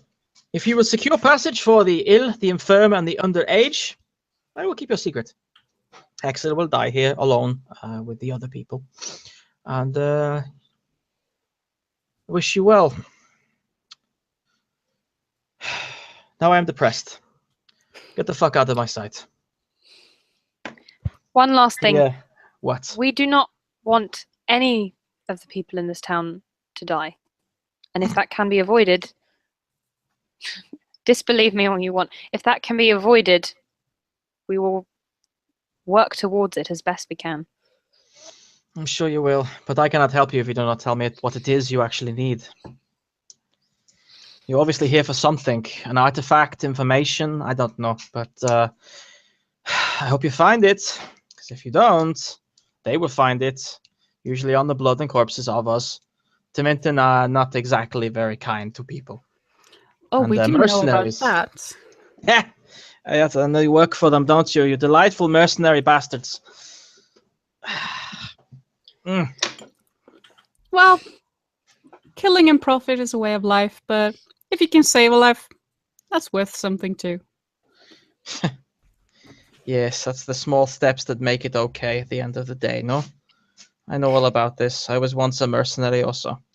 And then I found the Maker, I found a good cause, and at least I have something to look forward to after I'm dead and buried. What do you have? Anyway, I'm tired of your company. Go and do something nefarious somewhere else, away from Hexel. I have to wait for myself to be killed. Rather gloomy fella. Oh well. I'm That's going from to Neanderthals. and throw my hands up and walk down the stairs. You're kind of making a snort of disgust. It is not only Cassandra which can snort of disgust. Yes, down the stairs. The villagers are all gathered around outside in front of Cassie, who's standing. Can I go find Cassie and like try and sort of ask to talk to her away from everyone else? Yes. You fight into the crowd, and people actually let you past. I didn't want to go downstairs. I wanted to stay when Should we do that when first Tilda then? walked away and stay with Shady Dude. Sure. Yeah. Do you want to Do discuss shady more with dude him? stuff first. Well, what do you want to do Divide to and handle conquer. with Shady Dude? I was just going to say, I'll tell you the truth. We're trying to find out what they're trying to find out. Why they're attacking a seemingly tiny village in the middle of nowhere, destroying their houses, killing people needlessly, and we want to do it without the bloodshed. The soft approach, eh? Well, I suppose the best chance is that they get the information, and then we make it so it's very, very costworthy or costly for them to come in and try and kill us all, yes? Let me guess. You are here about the 4 companions who were here recently. We've heard of them. Mhm. Apparently so have you. Well, we heard about a certain person who was, shall we say, tortured and massacred, mutilated, eviscerated. There are many words in trade tongue. With his entire family, to find out about these individuals who allegedly emerged from a mirror, if truth be told, in an antique shop downstairs. Now, all I know is that these Tevinter slaver bastards and you mercenary bastards, all of you bastards, are coming to try and find them. Well, I can tell you this, they're gone. They have been gone now for over 24 hours. They have gone north, far, far away from you. And I hope The you're never family, find the people were mutilated in your shop or in a different place? Oh, the people who you are looking for, I would imagine. I'm assuming you heard about your commanding officer, your Tevinter client, if you will. His techniques to finding information is utterly brutal. It is disgraceful. Well, you can tell your little dragon, or whatever its name is, that he's too late. They've already gone. There's nothing here for you now. We're not with the Vince. We're with the people who these 4 targets, whoever they may be. Mm. They had Yes. us. Ah, I see. They. We're not working with the people who are killing people. We're working to try and stop it. Well, you try and stop them. They saved the people of this town. What have you done? You tell us. Save the people of this town, it seems. It's a funny world, isn't it? They hurt Strange, you. everything's happened. I tell you what, I've already told you everything I know. Whether you believe me or not is not up to me. However, I fear that if you tell the people in your clients, they may not believe you. They may come here anyway, strip every building, torture every person just to be sure. You have to make it convincing. Then tell me what you know. What's in your antique shop? An Why were alluvian, they apparently. They came out of the alluvian, allegedly. I don't know where that leads, but it does not work for us. It is inactive. I know less about the alluvian than I know about my ex-wife, so do not ask anymore. I understand. That joke would have been hilarious in Neanderthals. But what I do know is also that we have some accidental weapons here, which we will use to inflict great terror on anyone who tries to attack us. But that is not what you want to hear. You want to hear what happened next. We had a demon which trounced through the entire village, and these fugitives decided not to run away and save themselves. They fought it, and they killed it, and that's why the inn is half destroyed. It was the demon that did that. Yes, it was a great demon of great immense size, and they brought it down. Impressive. They were very impressive fighters. I hope you know what you're doing. That's what we're hoping to find out. We have an old saying in the Neanderthals. When you seek vengeance, bury yourself first. He turns around and starts retouching up the dressing on his leg. Smart plan.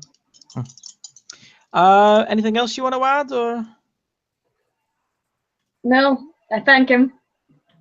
And head back down the stairs. Switching back to Lanara. Lanara, you fight through the crowd and get to Cassie. She sees you coming closer, then hushes everyone who's shouting at her, and she comes down and says, "You want to talk in private, yeah?" Yes. Yeah, come with me. She takes you around the corner of an alleyway and hushes people who try and follow. What? I've heard a little of what happened in this town. I understand you may not want to explain everything. Your loyalty to the 4 travelers that came here before us is impressive. I believe there's a man upstairs that's talking to my friend right now, and I imagine she's getting everything that she wants to know from him. So I suggest that you tell me what you know, and I will do everything in my power to protect those that you would not see injured. Ah, it makes sense now. This is the deal, is it? What is it with Tevinters and killing their own just to get their own way? Do not lump me in with them. I'm sorry. It is too hard not to. Very well. For the sake of my children, you are looking for the 4 travelers who arrived in the alluvian. The ones who saved our city against a demonic incursion. The ones who could have run away but chose to help us. Hexil sent them north on a horse along the North Road. I only heard that they were seeking somewhere called Folly.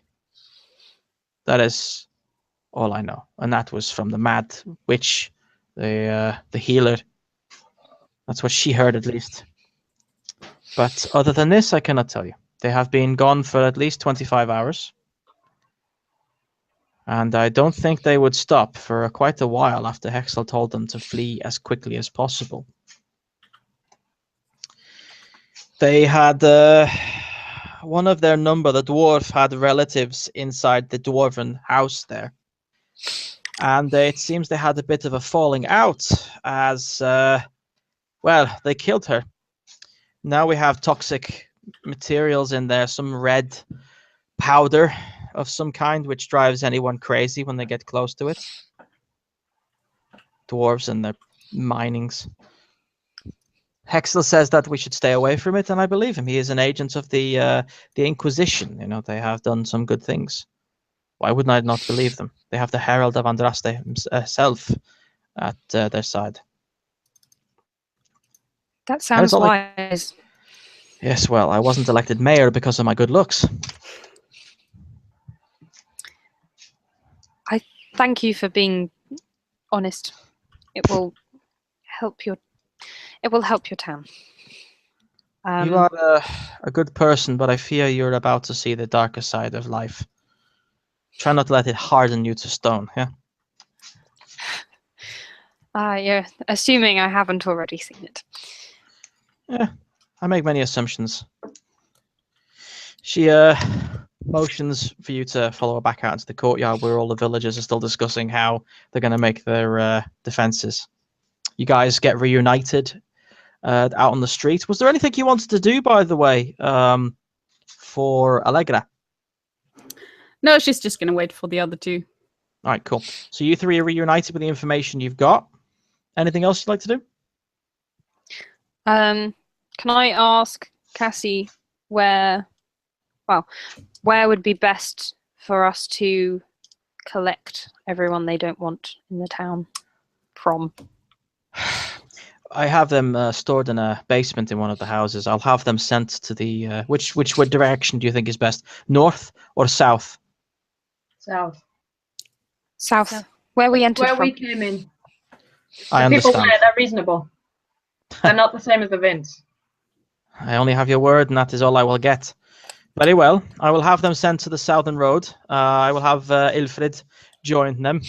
He is. I look forward to seeing him again. He is old, geriatric, but he is kind at heart, and I hope you take him with you. Yes, they will gather there immediately. We will just have to say our goodbyes, but they will see you there.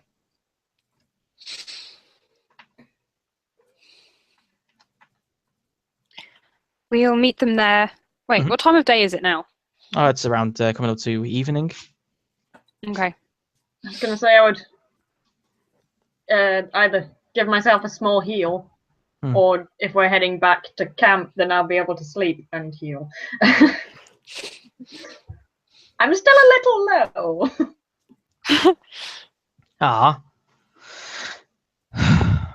Cool. As you get to the south of the camp, sorry? Nothing, carry on. Whenever I try and proceed in the plot, by the way, move time forward, if you have something you want to throw in, just say. If I ever stop and say, I mean it with all sincerity, so don't worry about that. But yes, as you get to the south side of the city, there are around 15 or 16 kids of varying ages. There's around 7 old people, including the elf mage that you met earlier. She has her little, she has a gigantic backpack, a rather large-looking oxen of some sort, carrying a rather large assortment of bottles, things all clinking inside this huge cart. And at the back of the cart, there is this old couple just sitting, holding hands, and she's just like tapping the oxen on the head, which looks utterly bizarre, but it seems to work. It's like instead of like the backside, it's just like pop, pop, pop, pop, every now and then. She smiles at you while you're going past. You did the best you could. I don't hate you. And then she moves on. Ilfrid comes out. Oh, it's you lot again. You still spies? That's What's Always going and on? forever. What's going on? Where is everyone going? To safety. But that's home. The safety's that way. not for the moment. Yeah, We'll no. try and make it safe again, but for now, safety is along this road. All right. Well, only because the witch is with you. I'm not a witch. the elf then. And he basically follows suit, kind of looking warily around.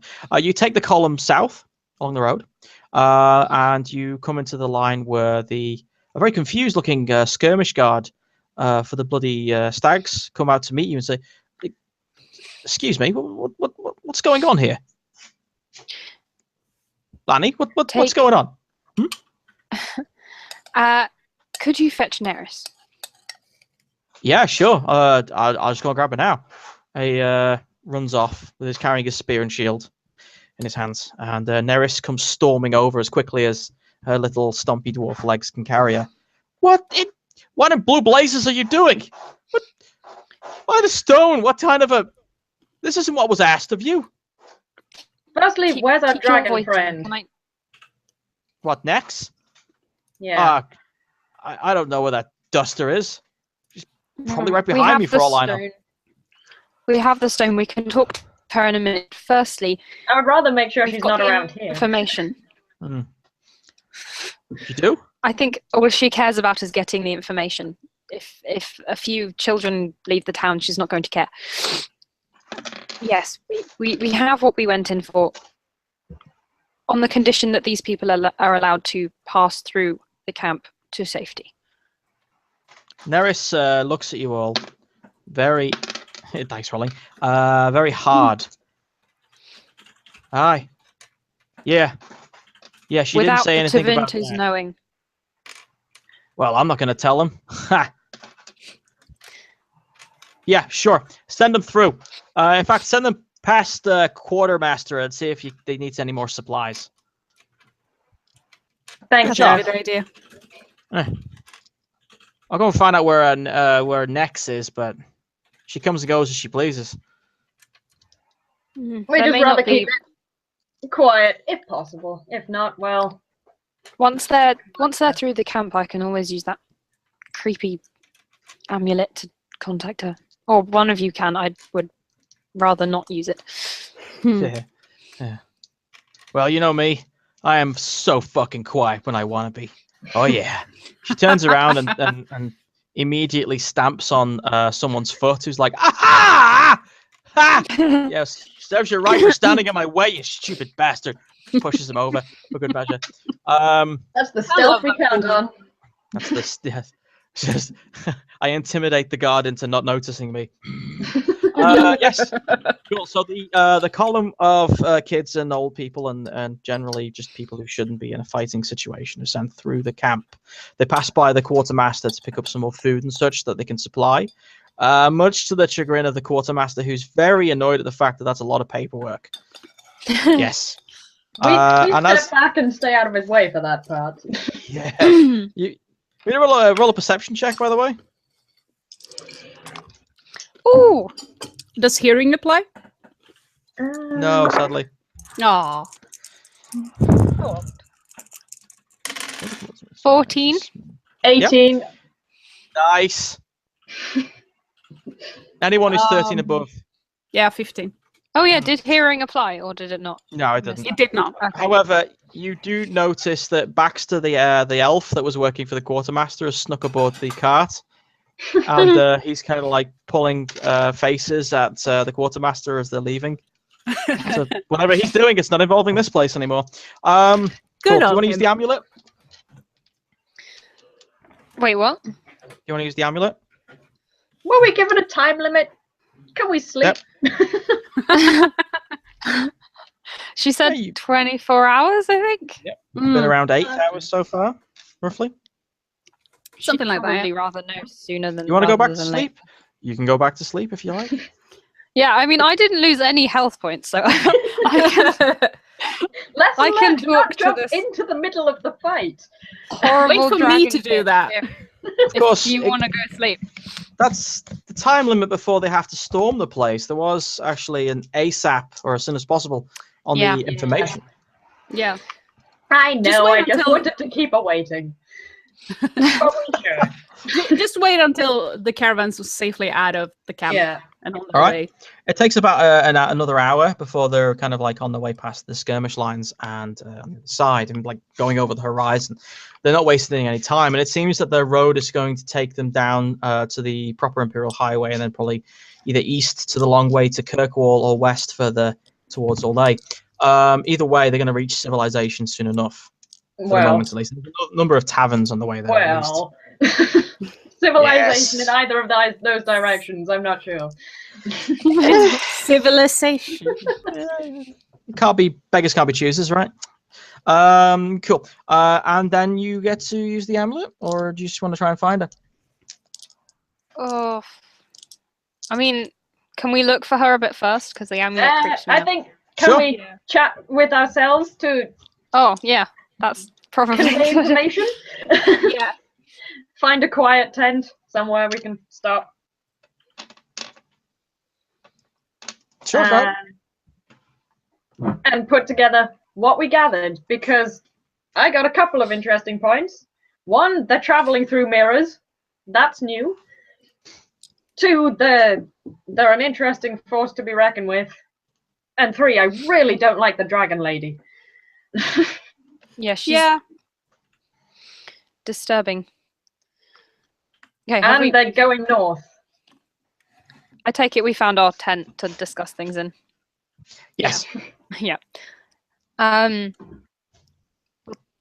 I spoke to Cassie outside, she said that the dwarf had a relative in the town and they had some kind of disagreement and murdered her. So they don't sound particularly sane, but we knew that. Judging from the way Bryn died, they weren't exactly all there. Unstable and dangerous. Did you find out how long they'd been gone? I heard just over 24 hours. Something like that. I heard they were long gone and fast, but...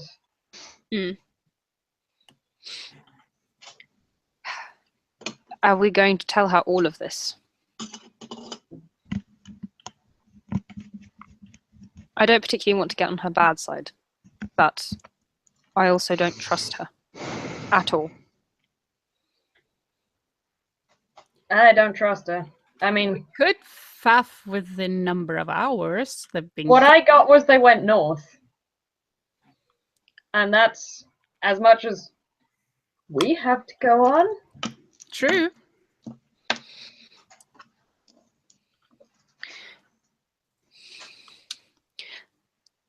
Cassie mentioned a town that they were heading for somewhere we could leave that out.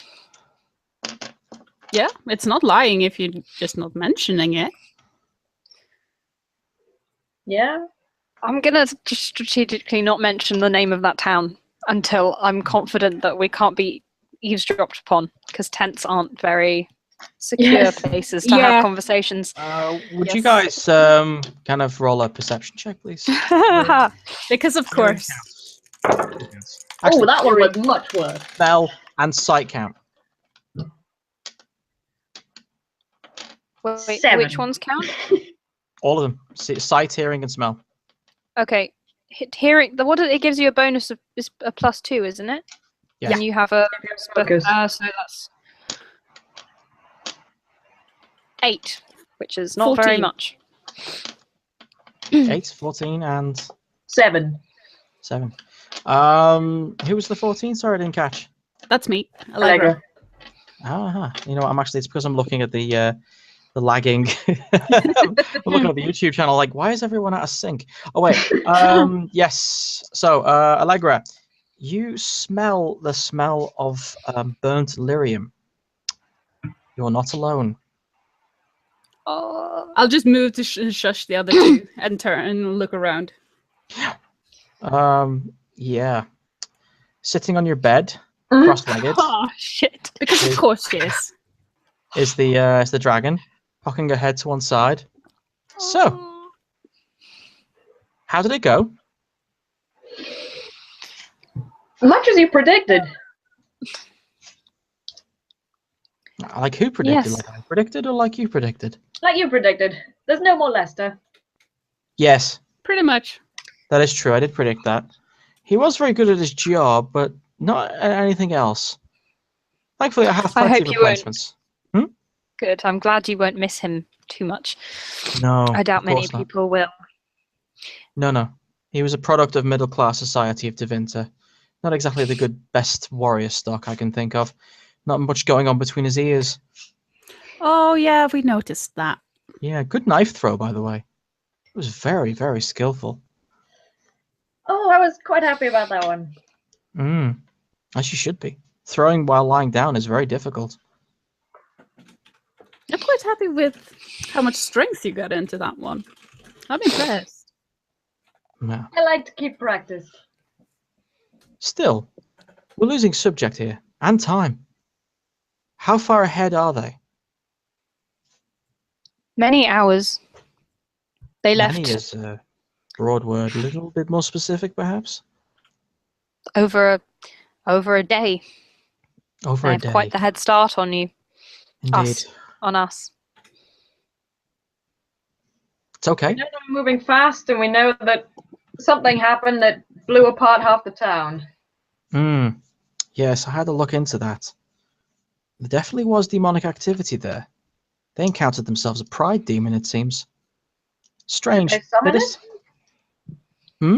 Did they summon it? Doubtful. Akalia has many abilities. Demonic summoning isn't one of them. Accidental or otherwise. She's far too careful. Well, most of the time. No, I believe it's something to do with the warp rifts. Warp rifts was turning into 40k here. Fade rifts. I did that last time as well. The fade rifts that have been occurring since the veil got torn. Word of the wise, by the way, if you encounter any green incandescent clouds, walk away. Unless you're the Herald of Andraste, you can't fix that problem. Thank you for the tip. Well, you've been proven to be very, very good assets. And if I'm honest with you, and since there's just us girls in the room here, I like you. You're very good at what you do. You have heart. I miss that. Anyway, if they have several hours ahead of us, we have a long ride ahead of us. I'll summon some horses. I'll take 7 of my trusted guard, because I like 7. It's my favorite number. You 3, and Neris can play catch-up. We should leave at once. Gather your things. She stands up from the bed and turns around and just neatly smooths it where she was, very slowly, with these these hawk-like gauntlets. No, these dragon clawed style gauntlets, and then stands up fully straight, cracks her neck, and then just walks out through the door. You can hear her giggling as she's using the door. It's like a novelty to her each time.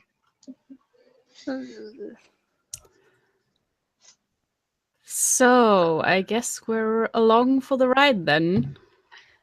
Looks like it. I'm gonna heal Maria some I more. was gonna say, How are like you, reach Maria? out Any and like kind of tap her on the shoulder, like it's or okay. anything like that. How do these things work? What?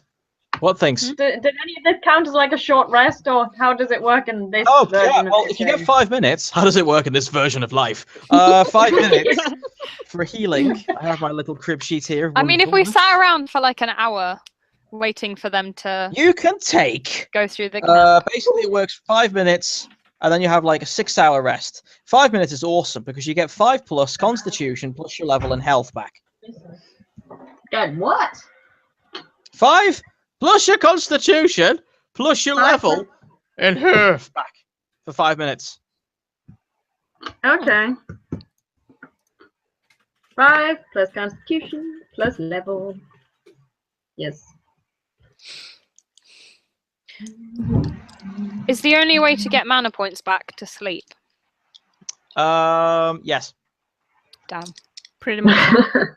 I know, when you're spent as a mage, you're absolutely fucking useless. Well, you can still arc and lance things, but that's like... I'm just going to stand here and...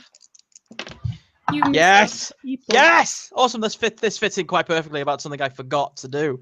Awesome. Lenara, you notice in your pocket there are 3 vials of lyrium potion with a little note with a little eye symbol on it that you've never seen. Well, you've actually seen it before. It was the Fateswain symbol that was written in that pub.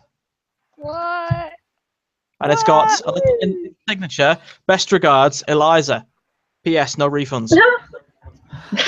No what? I like her. P.S. No what? I missed that bit. No refunds.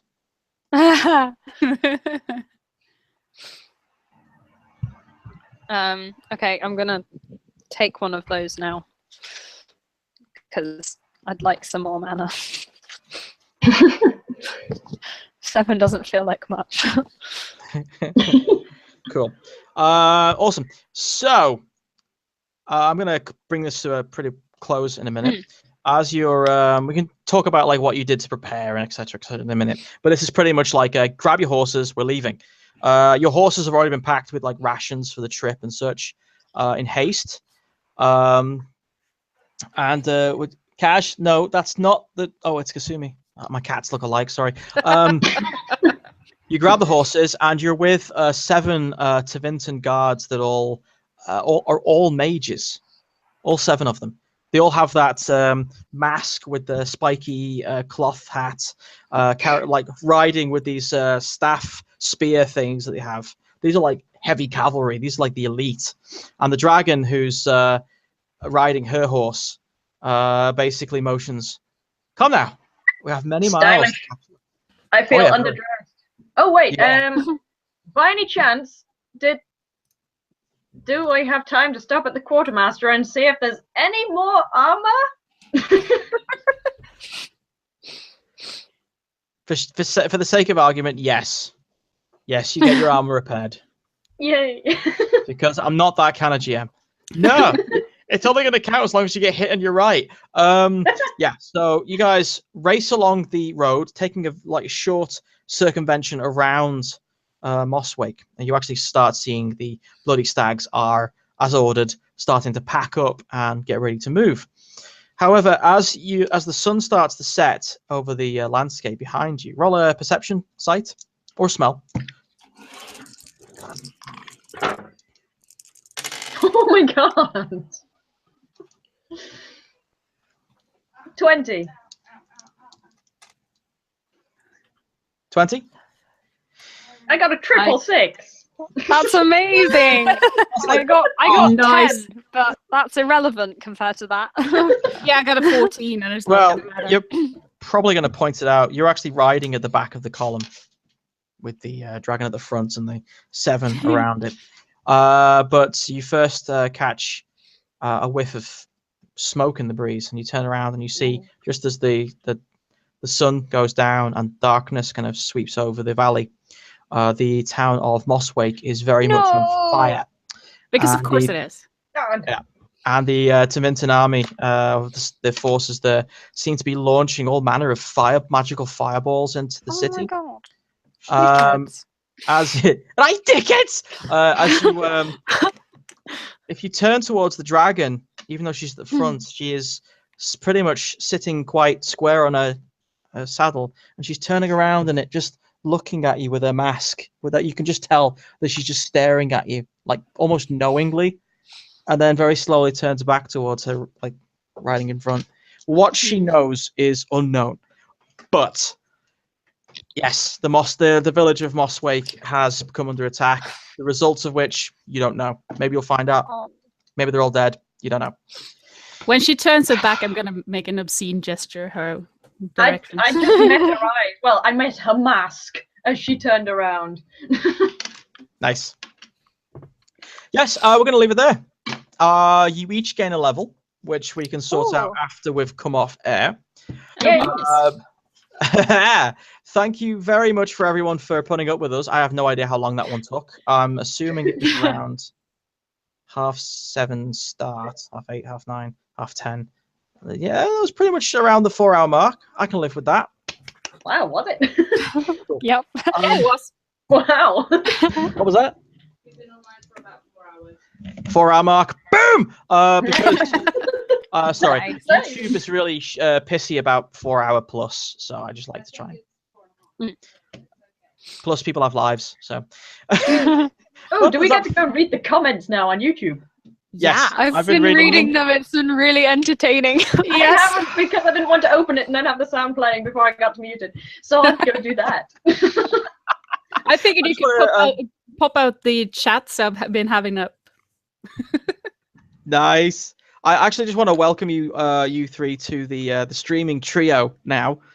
Yay! Since this was actually demanded after the last episode when the Fate Swain group were finished with Mosswake and left, and they were like, you know who's entering Mosswake now? And they're like, oh my god, we need to get this streamed. You need to convince them. Like, okay. Wait, hold on. Oh my god, sorry guys! Actually, the Billy D mic is on fire! I'm just gonna. Bullshit. Wait, you want to take over for a sec? Yeah, just a little. Hold on, I'm just gonna pass you over to the boss.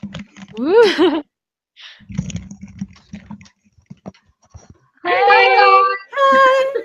Thank you all for watching, and I just want to say subscribe. Subscribe to our YouTube channel. We also have a Instagram account, and I'm getting backlag here. We also have an Instagram account, Betrayal Raven on Instagram, and we can be followed on Facebook as well, where we will be posting all our streams and any other material that we deign to show you. So subscribe. Also, check out Fate Swain. They have a YouTube channel, and they live stream the Kestrels, which is our sister RPG group. There, Rick. It's room for both of us here. And they also have a Facebook page. So subscribe to Fateful Fumble and go and like their Facebook page. So yay, thank you. I'm going to hand you over to Rick again. Nice and sweaty, isn't it? Yes, that's enough of that. I was about to say all that, I promise, but thanks. Yes, so we'll be in touch about the next session when you're all leveled up and find out what the hell happens next. Say goodbye, everyone. Bye! Thank you for watching. This has been an experience. That's what they call PTSD, isn't it? Yeah, surely. Whoops.